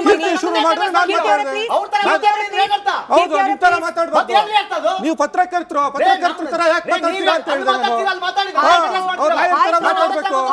ನಿಮ್ಗೆ ಅವಮಾನ ಮಾಡುತ್ತಾ ನೀವು ಜರ್ನಲಿಸ್ಟ್ ನಿಮ್ ತರ ಮಾತಾಡ್ಬಾರ್ದು ಅಂತ ಹೇಳುತ್ತಪ್ಪ. ಹೌದು, ಅದೇ ಹೇಳ್ತಿರೋದು. ಅವ್ರ ಅಮೃತೇಶ್ ಅವ್ರ ತರ ಮಾತಾಡ್ಬೇಕು. ನೀವು ಜರ್ನಲಿಸ್ಟ್ ಅಲ್ರಿ, ಜರ್ನಲಿಸ್ಟ್ ಅಂತ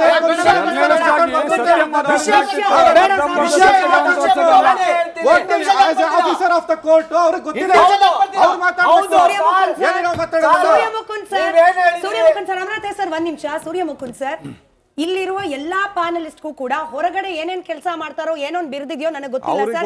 ನನ್ನ ಮಾತು ಕೇಳಿಸ್ಕೊಳ್ಳಿ ಸರ್, ಇಷ್ಟೊತ್ತು ಕಿರ್ಚಾಕ್ಬಿಟ್ಟಿದ್ದೀನಿ ಇಬ್ಬರಿಗೂ ಕೂಡ. You have to listen. ನೋಡಿ, ಈ ವೇದಿಕೆಯಲ್ಲಿ ಕೂತ ಮೇಲೆ ಎಲ್ಲರಿಗೂ ಸಮಾನವಾದ ಗೌರವ ಇದೆ.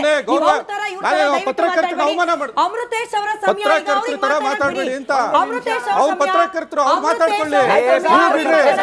ನಿಮ್ಮಿಬ್ಬರದ್ದು ವೈಯಕ್ತಿಕ ಏನಾದ್ರೂ ಇದ್ರೆ ಡಿಬೇಟ್ ಮುಗಿದ ಅಮೃತೇಶ್ ಸರ್ದು ಸರ್, ಅಮೃತೇಶ್ ಸರ್ ಸೂರ್ಯಮುಕುಂದ್ ಅವರೇ, ನೀವು ಅರ್ಧ ಇನ್ಫಾರ್ಮೇಶನ್ ಕೊಟ್ಟಿದ್ದೀರಿ. ಹೌದು, ಅದ್ರಲ್ಲಿ ಎಲ್ಲಿ ಹೇಳಿದ್ದಾರೆ ಸುಪ್ರೀಂ ಕೋರ್ಟ್ ಚೀಮಾರಿ ಯಾಕೆ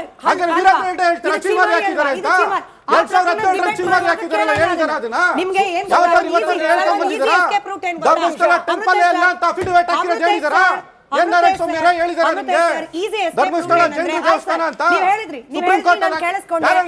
ಈಸಿ ಎಸ್ಕೇಪ್ ರೂಟ್ ಏನು ಅಂತಂದ್ರೆ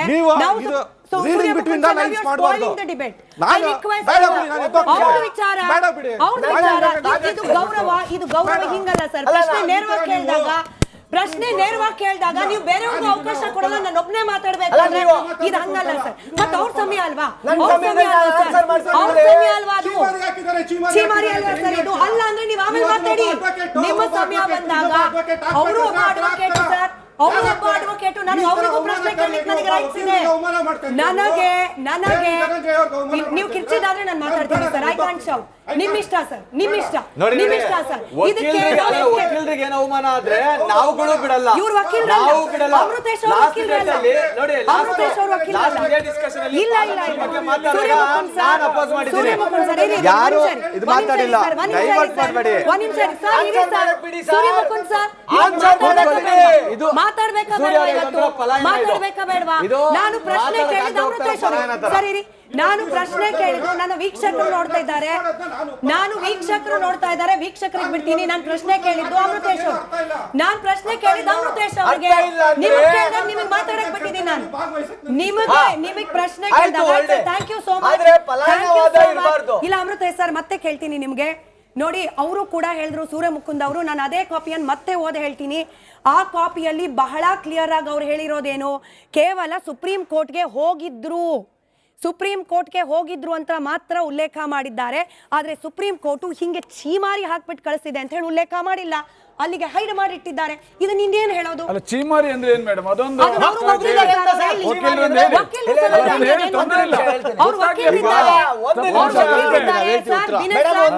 ಮತ್ತೆ ರಿಕ್ವೆಸ್ಟ್ ಮಾಡ್ಕೊಳ್ತಿದ್ದೀನಿ, ಅಮೃತೇಶ್ ಅವರು ಜಾಯ್ನ್ ಆಗಿರೋದು ಅರ್ಧ ಗಂಟೆ ಆದ್ಮೇಲೆ. ನಿಮಗೆ ಮಾತಾಡಕ್ ನಾನು ಅವಕಾಶ ಕೊಟ್ಟಿದ್ದೀನಿ, ಅವ್ರಿಗೆ ಮಾತಾಡಕ್ ನೀವು ಅವಕಾಶ ಕೊಡಿ, ಅವ್ರ ಉತ್ತರ ಕೊಡಿ. ಒಂದು, ನಾನು ಈ ವೀಕ್ಷಕರುಗಳು ಯಾರಿದ್ದಾರೆ ಇಡೀ ಕರ್ನಾಟಕದ ಜನತೆಗೆ ನಾನು ಬಹಳ ಸ್ಪಷ್ಟವಾಗಿ ಹೇಳ್ತೀನಿ. ಏನು ಇವಾಗ ಪಲಾಯನವಾದವನ್ನು ಮಾಡಿದ್ರು, ಇವರ ಪೂರಾಶ್ರಮವನ್ನು ಅವರೂ ಪತ್ರಕರ್ತರೆ, ಆಮೇಲೆ ಲಾಯರು. ಏನು ಅಲ್ಲಿ ಕೂತ್ಕೊಂಡು ಇವ್ರಿಗೆ ಈ ಪತ್ರಕರ್ತರ ಬಗ್ಗೆ ಹೇಳಿದ್ರು, ಮತ್ತೆ ನೀವು ಲಾಯರ್ ಆಗಿ ನೀವು ಮಾತಾಡಬಾರ್ದು ಅಂತ ಹೇಳಿದ್ರಲ್ಲ. ನಮಗೆ ನಾವು 35-36 ವರ್ಷದಿಂದ ಪ್ರಾಕ್ಟೀಸ್ ಮಾಡಿ ಹೋರಾಟ ಮಾಡ್ಕೊಂಡ್ಬಂದು ನಮಗೆ ಗೊತ್ತು. ನಾನು ಯಾವ ಮಾತನ್ನು ಹೇಳ್ತೀನಿ ಅದಕ್ಕೆ ನಾನು ಬದ್ಧನಾಗಿರ್ತೀನಿ.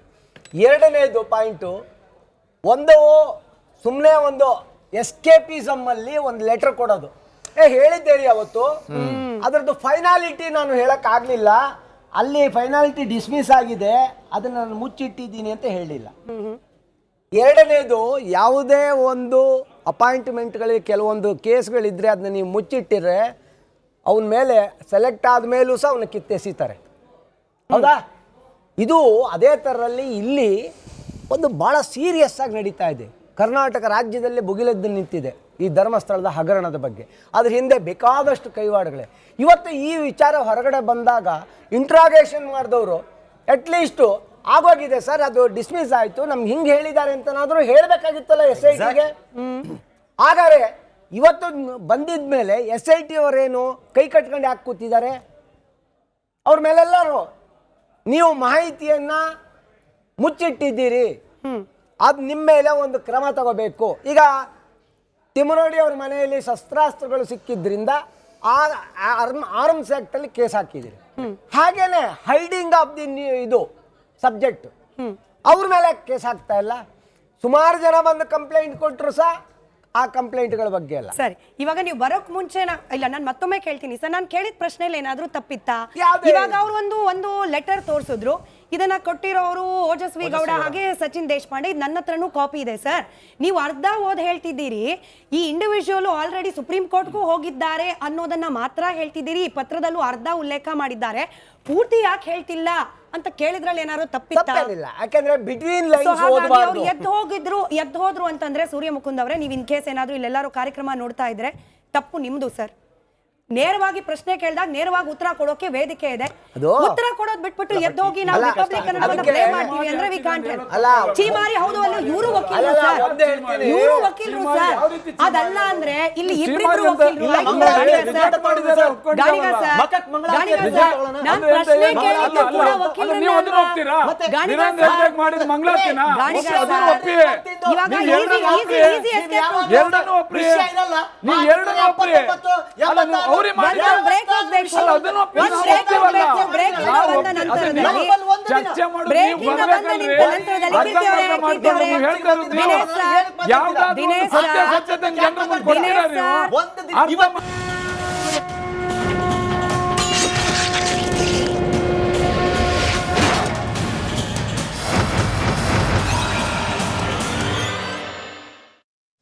Welcome back. ಮತ್ತೊಮ್ಮೆ ಕೈಂಡ್ ರಿಕ್ವೆಸ್ಟ್ ಎಲ್ಲರಿಗೂ ಒಬ್ಬರಾದ ನಂತರದಲ್ಲಿ ಒಬ್ರು ಮಾತನಾಡಿ ಅಂತ ಹೇಳಿ. ಹಾಗೆ ದಿನೇಶ್ ಸರ್, ಇವತ್ತು ನಾವು ಮಾತನಾಡ್ತಾ ಇರೋದು ಸುಪ್ರೀಂ ಕೋರ್ಟ್ನ ಈ ತೀರ್ಪಿನ ವಿಚಾರಕ್ಕೆ ಸಂಬಂಧಪಟ್ಟಂತೆ, ಹಾಗೆ SIT ಸಂಬಂಧಪಟ್ಟಂಗೆ. ಸೌಜನ್ಯ ಬಗ್ಗೆ ಮಾತಾಡಬೇಡಿ ಅಂತ ನಾನು ಹೇಳೋದಿಲ್ಲ, ಸೌಜನ್ಯ ಬಗ್ಗೆ ಆಲ್ರೆಡಿ ಮಾತನಾಡಿದ್ದೀವಿ. ಹಾಗಾಗಿ ಇವತ್ತೊಂದಿನ ಈ ಸುಪ್ರೀಂ ಕೋರ್ಟ್ನ ಆರ್ಡರ್ ಬಗ್ಗೆ ಮಾತನಾಡೋದ್ರೆ ಎಲ್ಲದಕ್ಕೂ ಕೂಡ ಸೌಜನ್ಯ ಇವತ್ತೊಂದಿನದ ಮಟ್ಟಿಗೆ ಬೇಡ ಅಂತ ಹೇಳಿ.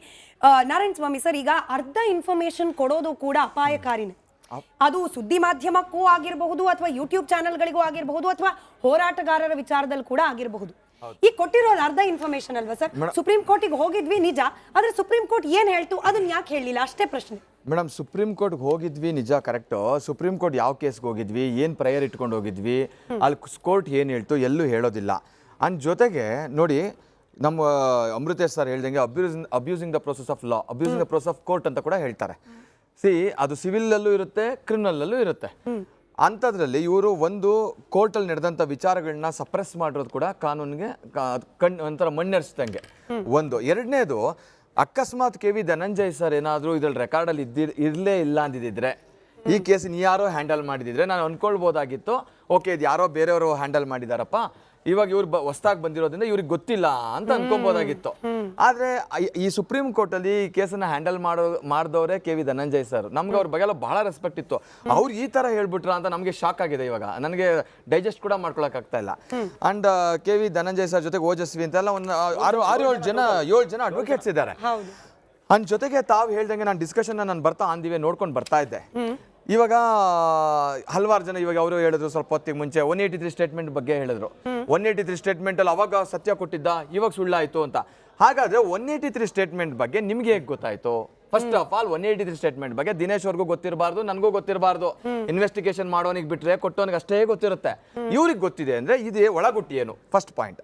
ಸೆಕೆಂಡ್ ಪಾಯಿಂಟ್, ನಾನು ಈ ಫಸ್ಟ್ ಆಫ್ ಆಲ್ ಕೋರ್ಟಲ್ಲಿ ಬಂದು ಇವರು ಇಷ್ಟೆಲ್ಲ ಫಜೀತಿಯಾಗಿ ಇಷ್ಟೆಲ್ಲ ಹೋಗಿ ಕಂಪ್ಲೇಂಟ್ ಕೊಡ್ತಾರೆ. 183 ಸ್ಟೇಟ್ಮೆಂಟಲ್ಲಿ ಕೂಡ ಈತ ಏನಾದರೂ ಈ ಸುಪ್ರೀಂ ಕೋರ್ಟ್ಗೆ ಹೋಗಿ ಈ ಥರ ಆಯಿತು ಹಿಂಗೆ ಹೇಳಿದ್ರು ಅಂತ ಏನಾನ ಹೇಳಿದಾನ? ಆಯ್ತಾ? ಅಕಸ್ಮಾತ್ ಹೇಳಿದರೆ SIT ಅವರು ಇವತ್ತಿನವರೆಗೂ ಇವನನ್ನ ಜೈಲ್ಗೆ ಹಾಕಿದ್ರು, ಓಕೆ. ಆದರೆ ಈತ ಬುರ್ಡೆ ತರೋದಕ್ಕೆ ಸಂಬಂಧಪಟ್ಟಂಥವ್ರನ್ನ ಆಮೇಲೆ ಈತನ ಹಿಂದೆಗಡೆ ಇದಕ್ಕೆ ಐಡಿಯಾ ಕೊಟ್ಟಂತವ್ರನ್ನ ಯಾಕೆ SIT ಅವರು ಇವತ್ತಿನವರೆಗೂ ಇನ್ಫಾರ್ಮೇಶನ್ ತಗೊಂಡಿದ್ರು? ಇನ್ನೊಂದು ವೆರಿ ಇಂಪಾರ್ಟೆಂಟ್ ಪಾಯಿಂಟ್ ಇದೆ ಮೇಡಮ್. ಯಾವುದೇ ಸುಪ್ರೀಂ ಕೋರ್ಟಲ್ಲಿ ಆಗ್ಬೋದು, ಹೈಕೋರ್ಟಲ್ಲಿ ಆಗ್ಬೋದು, ಯಾವುದೇ ಒಂದು ಪಬ್ಲಿಕ್ ಇಂಟ್ರೆಸ್ಟ್ ಲಿಟಿಗೇಷನ್ ಆಗ್ಬೋದು ಅಥವಾ ಗೌರ್ಮೆಂಟ್ನ ಪಾರ್ಟಿ ಮಾಡಿ ಹೋದಾಗ ಅಲ್ಲಿ ಸರ್ಕಾರನ ಪ್ರತಿನಿಧಿಸಕ್ಕೆ ಅಂತಲೇ ವಕೀಲರು ಇರ್ತಾರೆ. ಇದು ವಕೀಲರಿಗೆ ಅಲ್ಲಿನ ಸರ್ಕಾರ, ಕರ್ನಾಟಕ ಸರ್ಕಾರನ ಪ್ರತಿನಿಧಿಸಿದಂಥ ವಕೀಲರು ಇರ್ತಾರೆ. ಚೀಫ್ ಸೆಕ್ರೆಟರಿನ ಪಾರ್ಟಿ ಮಾಡಿರ್ತಾರೆ, ಪೊಲೀಸ್ ಡಿಪಾರ್ಟ್ಮೆಂಟ್ನ ಪಾರ್ಟಿ ಮಾಡಿರ್ತಾರೆ. ಎಲ್ಲರನ್ನೂ ಮಾಡಿದಾಗ ಅವರಿಗೆ ಗೊತ್ತಿರುತ್ತೆ ಡಿಸ್ಮಿಸ್ ಆಯಿತು, ಇದೇ ಥರ ಆಯಿತು ಅಂತ. ಯಾಕೆ ಅವರು ಸರ್ಕಾರ ಗಮನಕ್ಕೆ ತರಲಿಲ್ಲ ಅಂದರೆ ಇದೇ ಸಿದ್ದರಾಮಯ್ಯ ಅವ್ರು ನೆನ್ನೆ ಒಂದು ಇಂಟರ್ವ್ಯೂ ನೋಡ್ತಾ ಇದ್ದೆ, ನಮಗೆ ಇಂಟೆಲಿಜೆನ್ಸ್ ರಿಪೋರ್ಟ್ ಬರುತ್ತೆ ಅಂತ ಹೇಳ್ತಾರೆ. ಯಾಕೆ ಇವ್ರಿಗೆ ಲಾ ಡಿಪಾರ್ಟ್ಮೆಂಟಿಂದ ಇವ್ರಿಗೆ ರಿಪೋರ್ಟ್ ಬರಲಿಲ್ವಾ? ಬಂದಿದ್ರು ಕೂಡ ಇವರು ಬೇಕು ಅಂತಲೇ SITನ ಮಾಡಿದ್ರ? SIT ಮಾಡಿ ಏನೋ ಒಂದು ತಗ್ಲಾಕ್ಸೋಣ ಅಂತ ಪ್ಲಾನ್ ಮಾಡಿದ್ರು. ಬಟ್ ಏನೋ ಒಂದು ಧರ್ಮ ಇತ್ತು, ದೇವರ ಆಶೀರ್ವಾದ ಇತ್ತು, ಅದೆಲ್ಲ ಒಂದು ಒಳ್ಳೆ ರೀತಿಯಲ್ಲಿ ಜನಗಳಿಗೊಂದು ರೈಟ್ ಮೆಸೇಜ್ ಸಿಕ್ಕಿದೆ. ನನ್ನ ಇನ್ಫಾರ್ಮೇಶನ್ ಏನಂದ್ರೆ ಸರ್ಕಾರದವರು ಕೂಡ ಬೇಕು ಅಂತ ಅವ್ರ ನಾಲೆಡ್ಜ್ ಅಲ್ಲಿ ಇದ್ರೂ ಕೂಡ ಇದನ್ನ ಹೈಡ್ ಮಾಡಿದ್ದಾರೆ. This is my point. Intentionally hide ಮಾಡಿದ್ದಾರೆ. ಯಾಕಂದ್ರೆ SIT ರಚನೆ ಮಾಡಬೇಕಾಗಿತ್ತು ಅಂತ.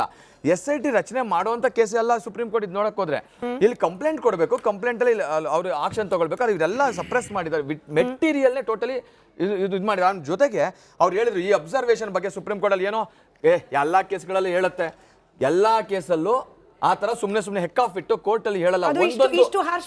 ಅಲ್ಲಲ್ಲ, ಹಾರ್ಶ್ ಆಗ್ಲಿ, ಸ್ಮೂತ್ ಆಗ್ಲಿ, ಸ್ವೀಟ್ ಆಗ್ಲಿ, ಆದ್ರೆ ಕೋರ್ಟ್ ಅಲ್ಲಿ ಹೇಳೋ ಒಂದೊಂದು ಪದಗಳಿಗೂ ಒಂದೊಂದು ಬೆಲೆ ಇದೆ. ಜಡ್ಜ್ ಹೇಳ್ತಕ್ಕಂತ ಒಂದೊಂದು ವರ್ಡಿಂಗ್ಸ್ಗೂ ಒಂದೊಂದು ಬೆಲೆ ಇದೆ. ಅದಕ್ಕೆ ಹೇಳೋದು ವರ್ಡಿಕ್ಟ್ಗಳು ಸುಮ್ನೆ ಬರೋದಿಲ್ಲ. ಅಲ್ಲಿ ಹೇಳೋ ಒಂದೊಂದು ಎಕ್ಸ್ಪ್ಲನೇಷನ್ಸ್ ಸುಮ್ನೆ ಬರೋಲ್ಲ. ಮರ್ಡರ್ ಅನ್ನೋದು ಒಂದು ವರ್ಡ್ ಅಷ್ಟೇ. ಯಾವ ತರ ಮರ್ಡರ್ ಅಂತ ಎಕ್ಸ್ಪ್ಲನೇಷನ್ ಕೊಡ್ಬೇಕಾದ್ರೆ ಹಲವಾರು ರೀತಿ ಇರುತ್ತೆ. ಸೊ ಹಂಗಾಗಿ ಇಲ್ಲಿ ಕೊಟ್ಟಿರ್ತಕ್ಕಂಥ ಏನ್ ಹೇಳಿದ್ದಾರೆ, publicity interest litigation, paisa interest litigation ಅಂತ ಕೋರ್ಟ್ ತನ್ನ ಒಪಿನಿಯನ್ ಇವ್ರು ಹೇಗೆ ಪ್ರೆಸೆಂಟ್ ಮಾಡಿರ್ತಾರೆ, ಏನ್ ಡಾಕ್ಯುಮೆಂಟ್ಸ್ ಇರುತ್ತೆ, ಏನ್ ಪ್ಲೀಡಿಂಗ್ಸ್ ಇರುತ್ತೆ, ಅದನ್ನ ನೋಡ್ಕೊಂಡೆ ಇದನ್ನ ಹೇಳಿರ್ತಾರೆ. ಸುಮ್ನೆ ಹೇಳಿರೋದಿಲ್ಲ. ಸೊ ಹಾಗಾಗಿ ಅಷ್ಟೊಂದು ತಾತ್ಸಾರವಾಗಿ ತಗೊಳ್ಬಾರ್ದು. ಅದೇ ತರನೇ ಅವ್ರು ಹೇಳಿದ್ರು, ವೀರೇಂದ್ರ ಹೆಗ್ಡೆ ಅವ್ರ ಬಗ್ಗೆ ಕೆಲವೊಂದು ವಿಚಾರ ತೆಗೆದು ಹೇಳಿದ್ರು. ನೋಡಿ, ಅಲ್ಲಿ ಹೇಳ್ತಾರೆ, ಯಾವ್ದಾದ್ರು ಒಂದು ಕೇಸ್ನ ಹಾಕಿದಾಗ ನೀವು ಸರಿಯಾದ ರೀತಿಯಲ್ಲಿ ಪ್ಲೀಡಿಂಗ್ಸ್ ಮಾಡ್ಲಿಲ್ಲ ನಾವು ಅಂತಂದ್ರೆ ಅದು ಕ್ಲೀನ್ ಹ್ಯಾಂಡ್ಸ್ ಇಲ್ಲ, ನೀವು ಸರಿಯಾಗಿ ಬಂದಿಲ್ಲ ಅನ್ನೋದ್ರ ಬಗ್ಗೆ ನಾವು ಹೇಳ್ತಾರೆ, ಯೂಶಲಿ ಹೇಳ್ತಾರೆ. ಆದ್ರೆ ಈ ತರ ವರ್ಡಿಂಗ್ಸ್ ಇದೆಯಲ್ಲ, ಇದು ಲಕ್ಷಕ್ಕೆ ಒಂದು. ಸರಿ,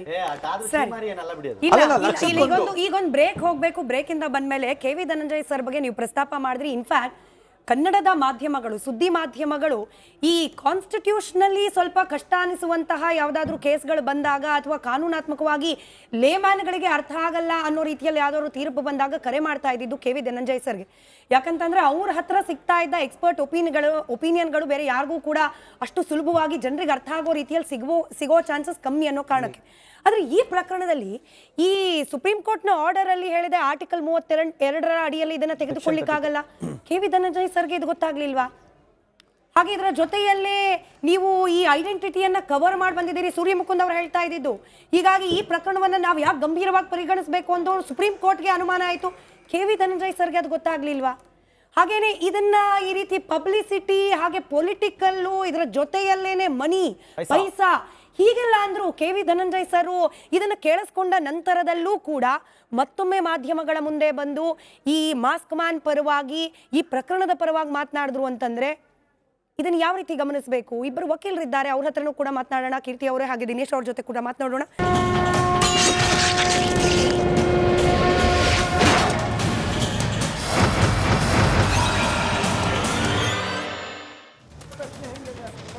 ವೆಲ್ಕಮ್ ಬ್ಯಾಕ್.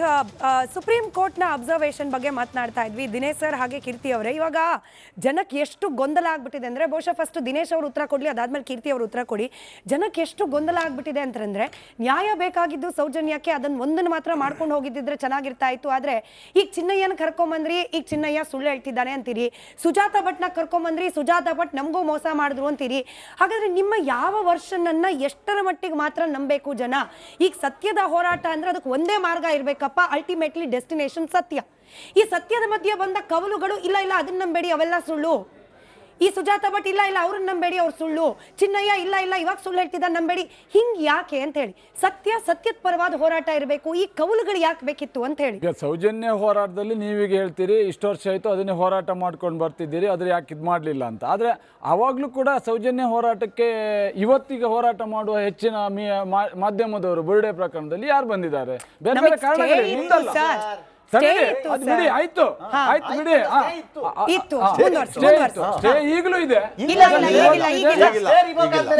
ಸರ್, ಅದಕ್ಕೆ ನೋಡಿ ನಾನು ವೀರೇಂದ್ರ ಹೆಗಡೆ ಅಂದಾಗ್ಲೂ ಸುಮ್ನಿದ್ದೀನಿ, ಹರ್ಷೇಂದ್ರ ಅಂದ್ರು ಸುಮ್ನಿದ್ದೀನಿ, ನಿಶ್ಚಲ್ ಅನ್ನಿ ಸುಮ್ನಿರ್ತೀನಿ. ಸ್ಟೇ ಇಲ್ಲ ಇವಾಗ ಮಾತಾಡಿ. ಜನರಿಗೆ ಸತ್ಯ ಯಾವುದು ಸುಳ್ಳು ಯಾವುದು ಅಂತ ಅರ್ಥ ಆಗ್ತಿದೆ. ಹೋರಾಟಗಾರರು ತಪ್ಪು ಮಾಡಿದ್ರು ಕೂಡ ಅದನ್ನು ನೋಡ್ತಾ ಇದ್ದಾರೆ. ಎದುರುಗಡೆ ಏನು ಸತ್ಯ ಗೊತ್ತಿದೆ ಅದನ್ನು ಕೂಡ ನೋಡ್ತಾ ಇದ್ದಾರೆ. ತಪ್ಪು ಯಾರೇ ಮಾಡಿದ್ರು ಜನ ನೋಡ್ತಾರೆ. ಮುಂದೊಂದ್ ದಿನ ಅದಕ್ಕೆ ತಕ್ಕದಾದ ಉತ್ತರ ಅದೇ ಜನ ಕೊಡ್ತಾರೆ. ಇವತ್ತು ಜನಾಭಿಪ್ರಾಯವೇ ಯಾವ್ದಾವ್ದೋ ಕಾನೂನಾಗಿದೆ, ಜನಾಭಿಪ್ರಾಯವೇ ನ್ಯಾಯ ಸಿಕ್ಕಿದೆ. ಹಲವಾರು ಉದಾಹರಣೆಗಳು. ಜನಾಭಿಪ್ರಾಯದಿಂದ ಸುಳ್ಳು ಹೇಳಿದವರು ಕೂಡ ಮಕಡ ಮಲಗಿದಂತ ಉದಾಹರಣೆಗಳು ಕೂಡ ಎಷ್ಟೋ ಇದೆ. ಕಾನ್ಫಿಡೆನ್ಸ್ ಇದ್ದಿದ್ದಕ್ಕೇನೆ ನಾವು ಇವತ್ತಿನವರೆಗೂ ಇಷ್ಟೊಂದು ಹೋರಾಟದಲ್ಲಿ ಭಾಗಿಯಾಗಿರುವಂತದ್ದು, ಇಷ್ಟೊಂದು ತನಿಖೆ ಆದ್ರೂ ಕೂಡ ನೇರವಾಗಿ ಅದನ್ನು ಎದುರಿಸ್ತಾ ಇರುವಂತದ್ದು. ತಪ್ಪು ಸಣ್ಣ ಪುಟ್ಟದ ಆಗ್ತದೆ. ಒಂದು ನೂರಾರು ಜನ ಹೋರಾಟ ಮಾಡುವಾಗ ಒಬ್ರದ್ದು ಇಬ್ಬರದ್ದು ತಪ್ಪುಗಳು ಬರ್ತದೆ. ಅದನ್ನೇ ಇಡೀ ಹೋರಾಟ ತಪ್ಪು ಅಂತ ಹೇಳಿ ಯಾಕೆ ಹೋಗಿಲ್ವಾ? ಯಾಕೆ ಅಲ್ಲ, ನಿನ್ನ ದೋಸ್ತಿ ವಸಂತ್ ಗಿಳಿಯರು ಎಷ್ಟೋ ಸಲ ಹೋಗ್ಕೊಂತಿದ್ದಾನೆ. ಅದೆಲ್ಲ ಒಂದು ವೇ. ಇದೊಳ್ಳೆ ಕಥೆ ಇತ್ತು. ಮಹೇಶ್ ವಿಕ್ರಮ್ ಹೆಗಡೆ ಡೈರೆಕ್ಟ್ ಆಗಿ ಕರೆದ ತಕ್ಷಣ ಯಾರು ನೀವು ನೋಡಿ, ಅವ್ರು ಹೊಕ್ಕೊಂಡ್ರು ಇವ್ರು ಹೊಕ್ಕೊಂಡ್ರು ಎಲ್ಲರೂ ಹೋಗ್ತಾರೆ. ಕಾಲಕ್ಕೆ ಅವರವರ ನಾವೀಗ ನಮ್ಮ ಮೇಲೆ ಬಂದಾಗ ನಾವು ಸಮರ್ಥಿಸಿಕೊಳ್ತೇವೆ, ಬೇರೆಯವ್ರ ಮೇಲೆ ಬಂದಾಗ ಹೇಳಕ್ ಆಗಲ್ಲ. ಅದು ಪರಿಸ್ಥಿತಿ. ಹಾಗಂತ ಎಲ್ಲವೂ ಸುಳ್ಳು ಅಂತ ಹೇಳಕ್ ಆಗಲ್ಲ. ನೋಡಿ, ಯಾಕೆ ಸುಳ್ಳು ಅನ್ಸುತ್ತೆ ಅಂದ್ರೆ ಇದೇ ಪಿಟಿಷನ್ ನ ಪೇಜ್ ನಂಬರ್ 16 ಪಾಯಿಂಟ್ ನಂಬರ್ 32 ನೇರವಾಗಿ ಹೇಳ್ಬಿಟ್ಟಿದ್ದಾರೆ ಸರ್. ಸುಪ್ರೀಂ ಕೋರ್ಟ್ ಮುಂದೆ ಹೇಳಿರೋದು ಏನಂತ, ದಣಿ ಅಂತ ಹೇಳಿ ಪಿಟಿಷನರ್ ಅಂದ್ರೆ ಈ ಚಿನ್ನಯ್ಯ ಮಾಸ್ಕ್ ಮ್ಯಾನ್ ಅನ್ಕೊಂತಾ ಇದ್ರು. ಈ ಮಾಸ್ಕ್ ಮ್ಯಾನ್ ಅಥವಾ ಪಿಟಿಷನರ್ ಏನಾಗಿದ್ದ, ಈ ಬಾಡಿಗಳನ್ನ ಡಿಸಪಿಯರ್ ಮಾಡೋದ್ರಲ್ಲಿ ಎಕ್ಸ್ಪರ್ಟ್ ಆಗಿದ್ದ ಸರ್. ಇದನ್ನ ಬರ್ದಿರೋರು, ಈ ರಿಟ್ ಪಿಟಿಷನ್ ಯಾರು ಕೊಟ್ಟರು ಅವರು, ನಂದಲ್ಲ ಇದು. ಅವ್ರು ಹೇಳ್ತಾರೆ ಈ ಬಾಡಿಗಳನ್ನ ಡಿಸಪಿಯರ್ ಮಾಡೋದ್ರಲ್ಲಿ ಅಂದ್ರೆ ಕಣ್ಮರೆ ಮಾಡೋದ್ರಲ್ಲಿ ಚಿನ್ನಯ್ಯ ಎಕ್ಸ್ಪರ್ಟ್ ಆಗಿದ್ದ. ಇವನಿಗೆ ಅನ್ನಿಸ್ತಿತ್ತಂತೆ, ಹಿ ಆಲ್ವೇಸ್ ಥಾಟ್ ಅಂದ್ರೆ ಯೋಚನೆ ಮಾಡಿದ್ದು ಸರ್, ನಿಜ ಅಲ್ಲದೆ ಇರಬಹುದು, ಇವರೇ ಬರ್ದಿರೋ ಪದಗಳಲ್ಲಿ ಕೇಳ್ತಾ ಇದ್ದೀನಿ. He always thought that Danis were orchestrating these disappearances. ಇವನಿಗೆ ಅನ್ನಿಸ್ತು, ಸುಪ್ರೀಂ ಕೋರ್ಟ್ ಮುಂದೆ ಹೋದ. ಸುಪ್ರೀಂ ಕೋರ್ಟ್ಗೆ ಇದ್ರಲ್ಲಿ ನಿಜವಾಗ್ಲೂ ಏನಾದ್ರೂ ಹುರುಳಿದೆ ಅಂತ ಅನಿಸಿದ್ದಿದ್ರೆ ಇಂಥದ್ದೊಂದು ಆರ್ಡರ್ ಯಾಕೆ ಪಾಸ್ ಮಾಡ್ತಿದ್ರು? ಅದೇ ಮೂಲಭೂತ ಪ್ರಶ್ನೆ. ನೋಡಿ, ಇಲ್ಲಿ ಆಕ್ಚುಲಿ SIT ಮುಂದೆ ಎಷ್ಟು ಹೇಳಿದ್ದಾನೋ ಗೊತ್ತಿಲ್ಲ, ಹಾಗೆ ನ್ಯಾಯಾಧೀಶರ ಮುಂದೆ ಎಷ್ಟು ಹೇಳಿದ್ದಾನೋ ಗೊತ್ತಿಲ್ಲ. ಯಾಕಂದ್ರೆ ಅದೆಲ್ಲವೂ ಕೂಡ ಕ್ಲೋಸ್ ಡಾಕ್ಯುಮೆಂಟ್, ಇನ್ನು ಪಬ್ಲಿಕ್ ಡೊಮೈನ್ ಅಲ್ಲಿ ಇಲ್ಲ. ಸುಪ್ರೀಂ ಕೋರ್ಟ್ ನ ಕಾಪಿಯಲ್ಲಿ ಎಲ್ಲವನ್ನೂ ಹೇಳ್ಬಿಟ್ಟಿದ್ದಾನಲ್ಲಪ್ಪ. ಸುಪ್ರೀಂ ಕೋರ್ಟ್ ಅದಕ್ಕೆ ಏನು ಉತ್ತರ ಕೊಟ್ಟಿದೆ? ಸುಪ್ರೀಂ ಕೋರ್ಟ್ ಅಲ್ಲಿ ಎಲ್ಲವನ್ನು ಹೇಳ್ದಾಗೆ ಅವನು, ನೀವು ಹೇಳಿದಲ್ಲ 164 183 ಸ್ಟೇಟ್ಮೆಂಟ್ ಅಲ್ಲಿ ಏನ್ ಕೊಟ್ಟಿರಬಹುದು ಅಥವಾ ನಿಮ್ಗೆ ಯಾರಿಗೆ ಗೊತ್ತಿಲ್ಲ ಅನ್ನೋದನ್ನ ಹೇಳಿದ್ದೀರಿ. ಆದ್ರೆ ಸುಪ್ರೀಂ ಕೋರ್ಟ್ ಅಲ್ಲಿ ಏನ್ ಕೊಟ್ಟಿದ್ದಾನೋ ಅದೇ ಹೇಳಿಕೆಯನ್ನ ಮಾಧ್ಯಮದ ಮುಂದೆ ಈ ಹಿಂದೆನೂ ಕೂಡ ಕೊಟ್ಟಿದ್ದಾನೆ. ಕೆಲವು ಮಾಧ್ಯಮದ ಮುಂದೆ ಕೊಟ್ಟಿದ್ದಾನೆ. ಅವನ ಹೇಳಿಕೆ ಆಯ್ದ ಇರ್ಲಿ, ಅವನಿಗೆ ಬೇಕಾದಿರ್ಲಿ, ಯಾವುದೋ ಒಂದೇ ಮಾಧ್ಯಮದಿರ್ಲಿ, ಯಾವುದೇ ಇದ್ರು ಕೂಡ ಆಯ್ತು ಇರ್ಲಿ. ಯಾರು ಹೇಳಿನೇ ಕೊಟ್ರಂತ ಮಾಡುವ, ಯಾರು ಹೇಳಿನೇ ಕೊಟ್ಟಿದ್ರು ಕೂಡ ಆ ಮಾಧ್ಯಮದ ಮುಂದೆ ಏನ್ ಹೇಳಿದಾನೋ ಅದನ್ನು ಕೂಡ ಅದ್ರ ಮುಂದೆ 183 ಅಲ್ಲ 183 ಅಲ್ಲೂ ಅದನ್ನ ಹೇಳಿದಾನಲ್ಲ. ಇದಕ್ಕೆಲ್ಲ ಉತ್ತರ ಇನ್ನು ಬರ್ತದಲ್ಲ. ನೀವ್ ಯಾಕೆ ಈಗಲೇ ಇನ್ನು ಎಲ್ಲಿಗೆ ಮುಗಿತಾ? ಚೀಮಾರಿ ಹಾಕಿರೋದಲ್ಲ, ಚೀಮಾರಿ ಈ ರೀತಿ ಬಂದಿರ್ಬೋದು. ಚೀಮಾರಿ ನೀವು ಹಣ ಹೌದು ಅಲ್ಲ, ಹೇಳಿ ನೀವ್ ಹೇಳಿ ಅಲ್ಲ, ನೀವ್ ಹೇಳಿ ನಿಮ್ಮ ಅಭಿಪ್ರಾಯ. ತಪ್ಪನ್ನು ಒಪ್ಕೊಳ್ತೀವಲ್ಲ,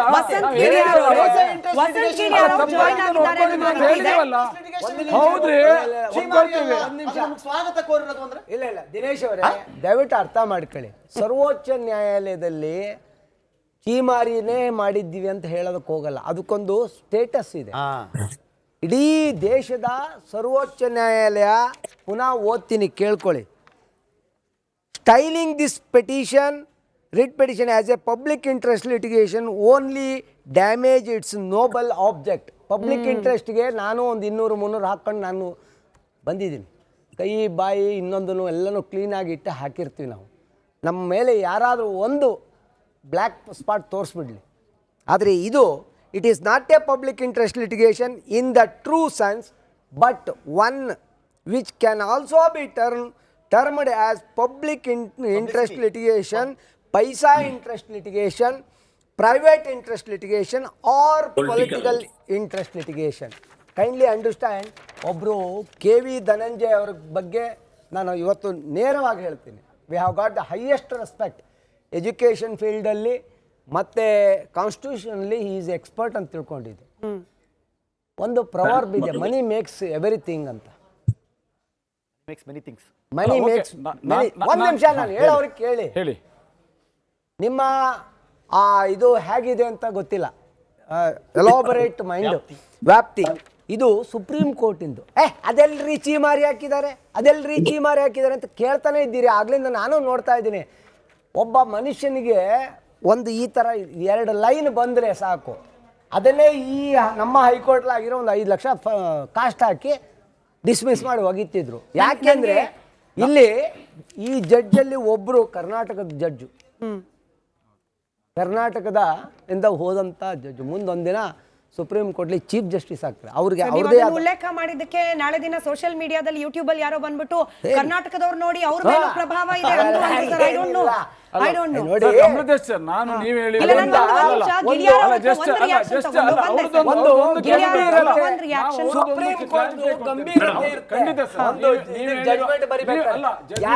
ಅಲ್ಲ, ಸುಪ್ರೀಂ ಕೋರ್ಟ್ ಜಡ್ಜ್ ಬರ್ದಿದ್ರ ಬಗ್ಗೆ ನಾವು ಖಂಡಿತ ಒಪ್ಕೊಳ್ತೀವಿ.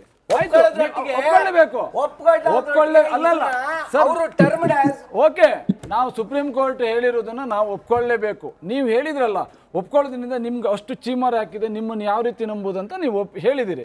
ಆಯ್ತು, ಅದನ್ನ ನಾವು ಒಪ್ಕೊಳ್ತೀವಿ. ನಾನು ಹೇಳುದು ಹೈಕೋರ್ಟ್ ಮಾತಾಡ್ಲಿಕ್ಕೆ ಬಿಡಿ ಅಣ್ಣ, ಮಾತಾಡ್ಲಿಕ್ಕೆ ಬಿಡಿ. ಹೈಕೋರ್ಟ್ ಅಲ್ಲೂ ಕೂಡ ಸೇಮ್ ವಿಚಾರ, ಬೇರೆ ವಿಚಾರದಲ್ಲಿ ವೀರೇಂದ್ರ ಹೆಗ್ಡೆಗೂ ಕೂಡ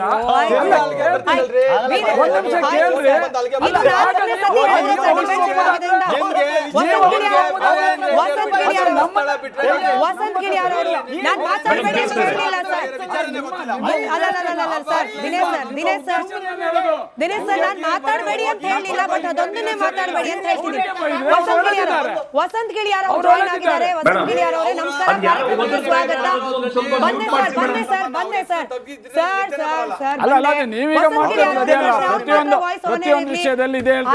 ಆಯ್ತು ಸರ್, ಸಮಾಧಾನ.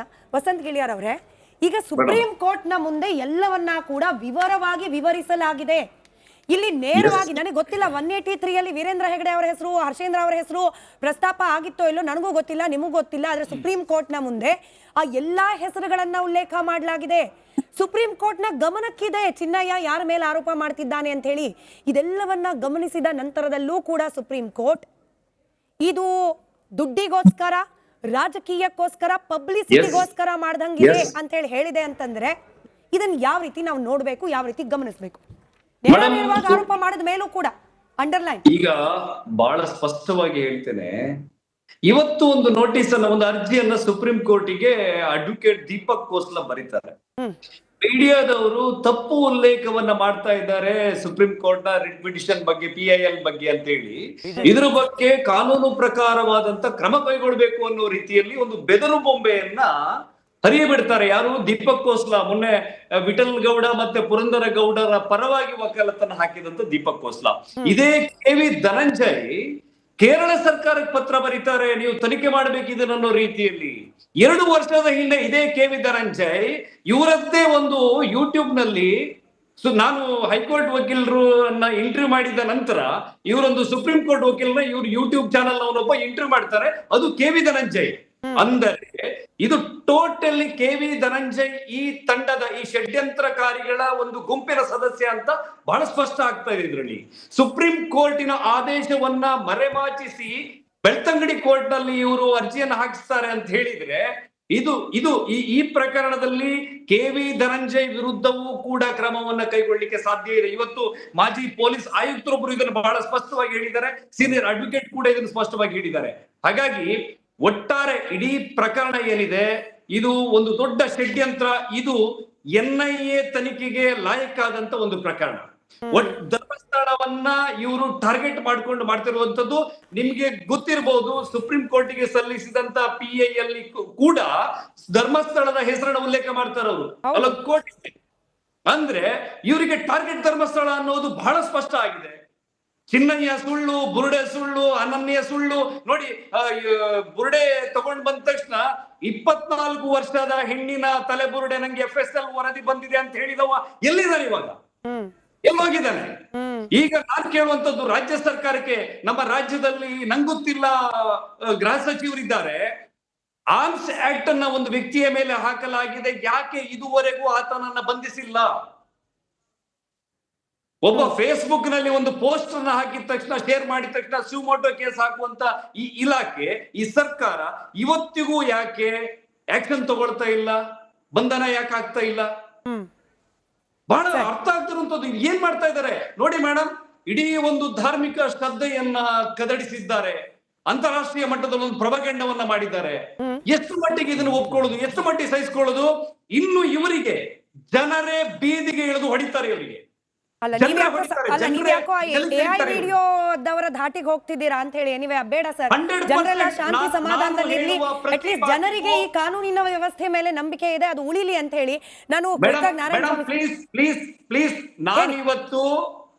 ನಾನು ಒಬ್ಬ ಧಾರ್ಮಿಕ ಶ್ರದ್ಧಾ ಕೇಂದ್ರದ ಬಗ್ಗೆ ಒಂದು ಭಕ್ತಿ ಗೌರವ ಇರುವಂತ ವ್ಯಕ್ತಿಯಾಗಿ ನಾನು ಮಾತಾಡ್ತಾ ಇದ್ದಾನೆ. ಜನರ ತಾಳ್ಮೆಯನ್ನ ಸರ್ಕಾರವಾಗಲಿ ಯಾರು ಕೂಡ ಪರೀಕ್ಷೆ ಮಾಡಬಾರ್ದು. ನಿಮ್ಮ ಹತ್ರ ಯೂಟ್ಯೂಬ್ ಇದೆ ಅಂತ ಹೇಳಿದ ತಕ್ಷಣ ಬಾಯಿ ಬಂದಾಗ ಮಾತಾಡಬಹುದಾ? ಯಾರ ಮೇಲೆ ಬೇಕಾದ್ರೂ ಆರೋಪ ಮಾಡಬಹುದಾ? 420 ಅಂತ ಹೇಳ್ಬಹುದಾ?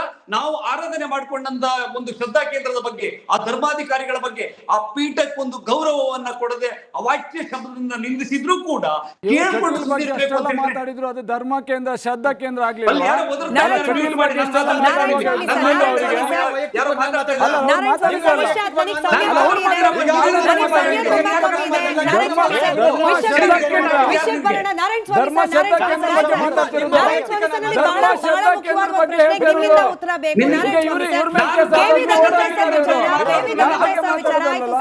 ಕೆವಿ ಧನಂಜಯ ಸರ್ ಅವರ ಬಗ್ಗೆ ಈ ಕ್ಷಣಕ್ಕೂ ಕೂಡ ವಕೀಲರ ವೃಂದದಲ್ಲೂ ಕೂಡ ಅಪಾರವಾದ ಗೌರವ ಇದೆ, ಮಾಧ್ಯಮದವರಿಗೂ ಜನರಿಗೂ ಕೂಡ ಅಪಾರವಾದ ಗೌರವ ಇದೆ. ನಾನು ಈಗಲೂ ಕೂಡ ಅವರನ್ನ ಡಿಫೈ ಮಾಡಬೇಕು ಅಂತಲೋ ಅಥವಾ ಅವರ ಏನ್ ಹೇಳೋದು, ಅವ್ರ ಬಗ್ಗೆ ಅನುಮಾನದ ದೃಷ್ಟಿಯಿಂದ ನಾನು ಈ ಪ್ರಶ್ನೆ ಕೇಳ್ತಿದ್ದೀನಿ ಅಂತಲ್ಲ ಸರ್. ಬೇಸಿಕ್ ಸುಪ್ರೀಂ ಕೋರ್ಟ್ ನಲ್ಲಿ ಆರ್ಟಿಕಲ್ 32 ಅಡಿಯಲ್ಲಿ ಈ ಪ್ರಕರಣ ಬರೋದಿಲ್ಲ ಅಂತ ಹೇಳಿದ ನಂತರದಲ್ಲಿ, ಹಾಗೆ ಈ ಪ್ರಕರಣದಲ್ಲಿ ತಂದಿಟ್ಟಿರುವ ವಿಚಾರಗಳನ್ನ ಗಮನಿಸಿದಾಗ ಇದ್ರ ಹಿಂದೆ ಬೇರೆ ಏನೋ ಉದ್ದೇಶ ಇದೆ ಅಂತ ಅನ್ನಿಸಿದಾಗ ಸುಪ್ರೀಂ ಕೋರ್ಟ್ ನ ವಕೀಲರಾದ ಅಷ್ಟು ಅನುಭವ ಇರುವ ಕೆವಿ ಧನಂಜಯ ಅವರು ಮತ್ತೊಮ್ಮೆ ಮುಂದೆ ಬಂದು, ಮಾಧ್ಯಮದ ಮುಂದೆ ಬಂದು, ಹಾಗೆ SIT ರಚನೆ ಬಗ್ಗೆ ಪ್ರಸ್ತಾಪ ಮಾಡಿ, ಆತನಿಗೆ ಬುರುಡೆ ಸಿಗದೆ ಹೋದ್ರೆ, ಆತ ತೋರಿಸಿದ ಜಾಗದಲ್ಲಿ ಬುರುಡೆ ಸಿಗದೆ ಹೋದ್ರೆ ನಾನೇ ಕೇಸ್ ಹಾಕ್ತೀನಿ, ಅಷ್ಟು ಕಾನ್ಫಿಡೆನ್ಸ್ ನಲ್ಲಿ ಕೆವಿ ಧನಂಜಯ ಸರ್ ಮಾತನಾಡ್ತಾರೆ ಅಂತಂದ್ರೆ ಸುಪ್ರೀಂ ಕೋರ್ಟ್ ನಿಂದ ಈ ತೀರ್ಪು ಬಂದ ನಂತರದಲ್ಲೂ ಇದನ್ನ ಹೇಗೆ ಗಮನಿಸೋದು? ನೋಡಿ, ನನ್ಗನ್ಸುತ್ತೆ ಸುಪ್ರೀಂ ಕೋರ್ಟ್ದು ಬಂದ ನಂತರ ಅವರು ಕಂಪ್ಲೇಂಟ್ ಕೊಡಿಸ್ತಾರೆ. ಅಲ್ಲಿ ಏನಂತ ಹೇಳಿರ್ತಾರೆ, ನೀವು ಅಲ್ಲೋಗಿ ಕಂಪ್ಲೇಂಟ್ ಕೊಡಬೇಕು ಅನ್ನೋದ್ರ ಮೇಲೆ ಹೇಳಿರ್ತಾರೆ. ಸೊ ಇಲ್ಲಿ ಕಂಪ್ಲೇಂಟನ್ನು ಕೊಡ್ತಾರೆ, ಅದ್ರ ಮೇಲೆ ಆಗ್ತಾಗ್ಲಿ ಅಂತ ಹೇಳ್ತಾರೆ. ಆದರೆ ಇದ್ರ ಬಗ್ಗೆ ಅವರೆಲ್ಲೂ ಡಿಸ್ಕ್ಲೋಸ್ ಮಾಡೋದಿಲ್ಲ. ಯಾಕಂದ್ರೆ ಅವ್ರು ಇದನ್ನ ಡಿಸ್ಕ್ಲೋಸ್ ಆದ್ರೆ ಇದೆಲ್ಲೋ ಒಂದು ರೀತಿ ಎಲ್ಲರಿಗೂ ಆಹಾರ ಆಗ್ತದೆ ಅಂತ ಅವರು ಅದನ್ನ ಹೈಡ್ ಮಾಡ್ತಾರೆ. ಆಮೇಲೆ ಒಂದನ್ನ ತಿಳ್ಕೊಳ್ಳಿ ಮೇಡಮ್, ನಾವು ಕೂಡ ವಕೀಲರನ್ನ ಪ್ರತಿನಿಧಿಸಿ ಹಲವಾರು ಬಾರಿ ನಾವು ರೆಪ್ರೆಸೆಂಟೇಟಿವ್ಸ್ ಆಗಿ ಎಲ್ಲ ಇದ್ದು, ಇವನ್ ಅಮೃತೇಶ್ ಸರ್ ಕೂಡ ಇದ್ದು, ನಾವು ವಕೀಲರ ಬಗ್ಗೆ ಅಕಸ್ಮಾತ್ ಏನಾದರೂ ಸಣ್ಣದಾಗಿ ಒಂಚೂರು ಅವಹೇಳನಕಾರಿಯಾಗಿ ಬರ್ತದೆ ಅಂದ್ರೆ ಜೀವ ಹೋದ್ರೂ ಕೂಡ ನಾವು ಬಿಟ್ಕೊಡೋದಿಲ್ಲ, ನಾವು ಲಾಯರ್ಗಳನ್ನ ಖಂಡಿತ ಬಿಟ್ಕೊಡೋದಿಲ್ಲ. ಆಯ್ತಾ? ಆದರೆ ಇಲ್ಲಿ ಈಗ ಬಂದಿರತಕ್ಕಂಥ ವಿಚಾರ ಏನಂದ್ರೆ, ವೈಯಕ್ತಿಕವಾಗಿ ನಾಟ್ ಓನ್ಲಿ ವಕೀಲರಾಗಿ ಅಷ್ಟೇ ಅವರು ಕೇಸನ್ನು ರೆಪ್ರೆಸೆಂಟ್ ಮಾಡಿಲ್ಲ, ವೈಯಕ್ತಿಕವಾಗಿ ಬಂದು ಮಾಧ್ಯಮಗಳ ಮುಂದೆ ಅವರು ಇದನ್ನ ಕೊಟ್ಟಿದ್ದಾರೆ, ಮಾಧ್ಯಮಗಳ ಮುಂದೆ ಬಂದು ಮಾತಾಡಿದ್ದಾರೆ. ಆಮೇಲೆ ವೈಯಕ್ತಿಕವಾಗಿ ಲಾಯರ್ಗಳನ್ನ ಅವರ ಟೀಮ್ನ ಕಳಿಸ್ಬಿಟ್ಟು ಚಿನ್ನಯ್ಯನ ಜೊತೆಗೆ ಸೆಕ್ಯೂರಿಟಿ ತರ ಕಳಿಸಿ ಅವ್ರನ್ನ ಫುಲ್ ಸೆಕ್ಯೂರ್ಡ್ ಮಾಡಿದ್ದಾರೆ. ವೈಯಕ್ತಿಕವಾಗಿ ಈ ಸಂಪೂರ್ಣವಾದ ಇಂಟ್ರೆಸ್ಟ್ ತಗೊಂಡಿದ್ದಾರೆ. ಇವ್ರ ಕಾರ್ಗಳಲ್ಲೇ ಕರ್ಕೊಂಡು ಪರ್ಸನಲ್ ಕೇರ್ ತಗೊಂಡಿರೋದ್ರಿಂದನೇ ನಾನು ಕೇಳ್ತಾ ಇರೋದು, ಸರ್ ನೀವು ಪರ್ಸನಲ್ ಕೇರ್ ಆಗಿ ಮಾಡಿದೀರಾ, ನಾವು ನಿಮ್ಮ ಪರ್ಸನಲ್ ಆಗಿ ಇಟ್ಕೊಂಡು ಮಾತಾಡ್ತಾ ಇದೀವಿ. ಒಬ್ಬ ವಕೀಲರಾಗಿ ನಾವು ಅವ್ರನ್ನ ಟಾರ್ಗೆಟ್ ಮಾಡಿ ಹೇಳ್ತಾ ಇಲ್ಲ. ನೀವು ಅವತ್ತು ಹೇಳಿದ್ರಿ, ಆತ ಮಾಡೋ ಚಿನ್ನಯ್ಯ ತಪ್ಪು ಮಾಡಿದ್ರೆ ನಾನು ಅವ್ರ ಮೇಲೆ ಕೇಸ್ ಹಾಕ್ತೀನಿ ಅಂತ. ದಯವಿಟ್ಟು ಈ ಕೂಡಲೇ ಅವ್ರ ಮೇಲೆ ಕೇಸ್ ಹಾಕಿ. ಒಂದು. ಎರಡನೇದು, ಇದು ಇವಾಗ ಕೋರ್ಟ್ ಮುಂದೆ ಈ ತರ ಹೇಳಿ ಅಕಸ್ಮಾತ್ ಏನಾದ್ರು ಫಾಲ್ಸ್ ಆಗಿ ಡಿಪೋಸಿಷನ್ ಏನಾದ್ರು ಜಡ್ಜ್ ಮುಂದೆ 183 ಸ್ಟೇಟ್ಮೆಂಟ್ ಕೊಟ್ಟಿದ್ರೆ, that is called perjury also. Even not only abusing the process of court sir, even perjury ಅದು ಒಂದು ಅಫಿಡೇವಿಟ್ ಇದ್ದಂಗೆ, ಅದಕ್ಕಿಂತ ಒಂದು ಇದಾಗಿ ತಗೊಳುತ್ತೆ. ಜಡ್ಜ್ ಮುಂದೆ ಈ ತರ ಹೇಳಿಲ್ಲ, ಸುಳ್ಳು ಹೇಳಿ ಸಪ್ರೆಸ್ ಮಾಡಿ ಮೆಟೀರಿಯಲ್ ನ ಮುಚ್ಚಿಟ್ರು ಕೂಡ ಅದು ಕೂಡ ತಪ್ಪಾಗ್ತದೆ. ಅದಲ್ಲದೆ ಇವ ಸರ್ಕಾರ ಪೊಲೀಸ್ ಕಂಪ್ಲೇಂಟ್ ಕೊಡ್ತಾರೆ, ಅಂಡ್ ಪೊಲೀಸ್ ಕಂಪ್ಲೇಂಟ್ ಕೊಟ್ಟಾಗ ಇದನ್ನೆಲ್ಲಾ ವಿಚಾರಗಳನ್ನ ಯಾಕೆ ವಕೀಲರುಗಳು ಕೂಡ ಮುಚ್ಚಿಡೋದ್ರ ಉದ್ದೇಶ ಏನು ಅಂದ್ರೆ, ನನ್ನ ಪ್ರಕಾರ ನೋಡಿ, ನಾನು ಎಲ್ಲ ಹೇಳಲ್ಲ, ಇದೊಂದು ವರ್ಡ್ ಬಹಳ ಇಂಟ್ರೆಸ್ಟಿಂಗ್ ಅನಿಸ್ತು, ಪಬ್ಲಿಸಿಟಿ ಇಂಟ್ರೆಸ್ಟ್ ಲಿಟಿಗೇಷನ್. ಇದು ಬಹಳ ಇಂಟ್ರೆಸ್ಟಿಂಗ್. ಯಾಕಂದ್ರೆ ಪೈಸಾ ಇಂಟ್ರೆಸ್ಟ್ ಲಿಟಿಗೇಷನ್ ಬಿಡಿ, ಆಯ್ತು, ದುಡ್ಡಿಲ್ಲ ಅಂದ್ರೆ ನಾವು ಲಾಯರ್ ಆಗಿ ನಾವು ಕೂಡ ದುಡ್ಡು ತಗೊಂಡೇ ಕೆಲಸ ಮಾಡ್ತೀವಿ ಮೇಡಮ್. ಬಡವರು ಸರ್ವಿಸ್ ಸೋಷಿಯಲ್ ಅದು ಬೇರೆ. ಆದ್ರೆ ಇದಿದೆಯಲ್ಲ, ಈ paisa interest litigation, publicity interest litigation, ನನ್ನ ಪ್ರಕಾರ ಧರ್ಮಸ್ಥಳನ ಟಾರ್ಗೆಟ್ ಮಾಡಿ, ವೀರೇಂದ್ರ ಹೆಗ್ಡೆ ಅವ್ರನ್ನ ಟಾರ್ಗೆಟ್ ಮಾಡಿ ಮಾಡಿದಂತ ಒಂದು ಕಂಪ್ಲೀಟ್ ಆಗಿ ಒಂದು ಷಡ್ಯಂತ್ರದ ಒಂದು ನ್ಯಾಯ ಕೇಸ್ ಅಷ್ಟೇ. ನ್ಯಾಯ ಬೇಕು ಅನ್ನೋದಕ್ಕಿಂತ ಹೆಚ್ಚಾಗಿ ವಿಚಾರಗಳು ಜೀವಂತವಾಗಿರ್ಬೇಕು. ಇರ್ಬೇಕು. ಬಹುಶಃ ಸುಪ್ರೀಂ ಕೋರ್ಟ್ ಕೂಡ ಇದೇ ಅಬ್ಸರ್ವೇಷನ್. ನನಗೆ ಸಮಯ ಇದ್ದಿಷ್ಟೇ ಸರ್, ನನಗೆ ಗೊತ್ತು ಇದು ಬಹಳ ವಿಚಾರಗಳು ಇವತ್ತು ಚರ್ಚೆ ಆಗದೆ ಬಾಕಿ ಉಳಿದಿದೆ. ಬಹುಶಃ ನಾಳೆ ಕೂಡ ಇವತ್ತಿನ ಮುಂದುವರೆದ ಭಾಗದ ವಾರ್ತಾ ಪ್ರಸಾರಗಳಲ್ಲಿ ಹಾಗೆ ನಾಳೆ ಕೂಡ ಇದೇ ವಿಚಾರವನ್ನ, ಅದರಲ್ಲೂ ಸುಪ್ರೀಂ ಕೋರ್ಟ್ನ ಅಬ್ಸರ್ವೇಷನ್ಗಳನ್ನ ಎಳೆ ಎಳೆಯಾಗಿ ವಿವರಿಸುವ ಎಕ್ಸ್ಪರ್ಟ್ಗಳ ಒಪಿನಿಯನ್ ಅನ್ನ ವೀಕ್ಷಕರ ಮುಂದೆ ತಂದಿಡುವ ಪ್ರಯತ್ನವನ್ನ ರಿಪಬ್ಲಿಕ್ ಕನ್ನಡ ಮಾಡ್ತಾ ಹೋಗುತ್ತೆ. ಇವತ್ತಿನ ಚರ್ಚೆಗೆ ಸಮಯ ಇದ್ದಷ್ಟೇ. ಧನ್ಯವಾದ ಎಲ್ಲರಿಗೂ ಕೂಡ ಚರ್ಚೆಯಲ್ಲಿ ಭಾಗಿಯಾಗಿದ್ದಕ್ಕೆ. ನೋಡ್ತಾ ಇರಿ ರಿಪಬ್ಲಿಕ್ ಕನ್ನಡ, ಇದು ನಿಮ್ಮ ಧ್ವನಿ. ಚಹಾದ ಸ್ವೀಟ್ ಟೇಸ್ಟ್ MDHD+ ನಿಂದಲೇ ಬರುತ್ತೆ. ಗಂಟು ಕಟ್ಟಿಕೋ ಲವಂಗ ಹಸಿರು ಏಲಕ್ಕಿಯಿಂದ ತುಂಬಿದ MDHD+ ಮಸಾಲೆ.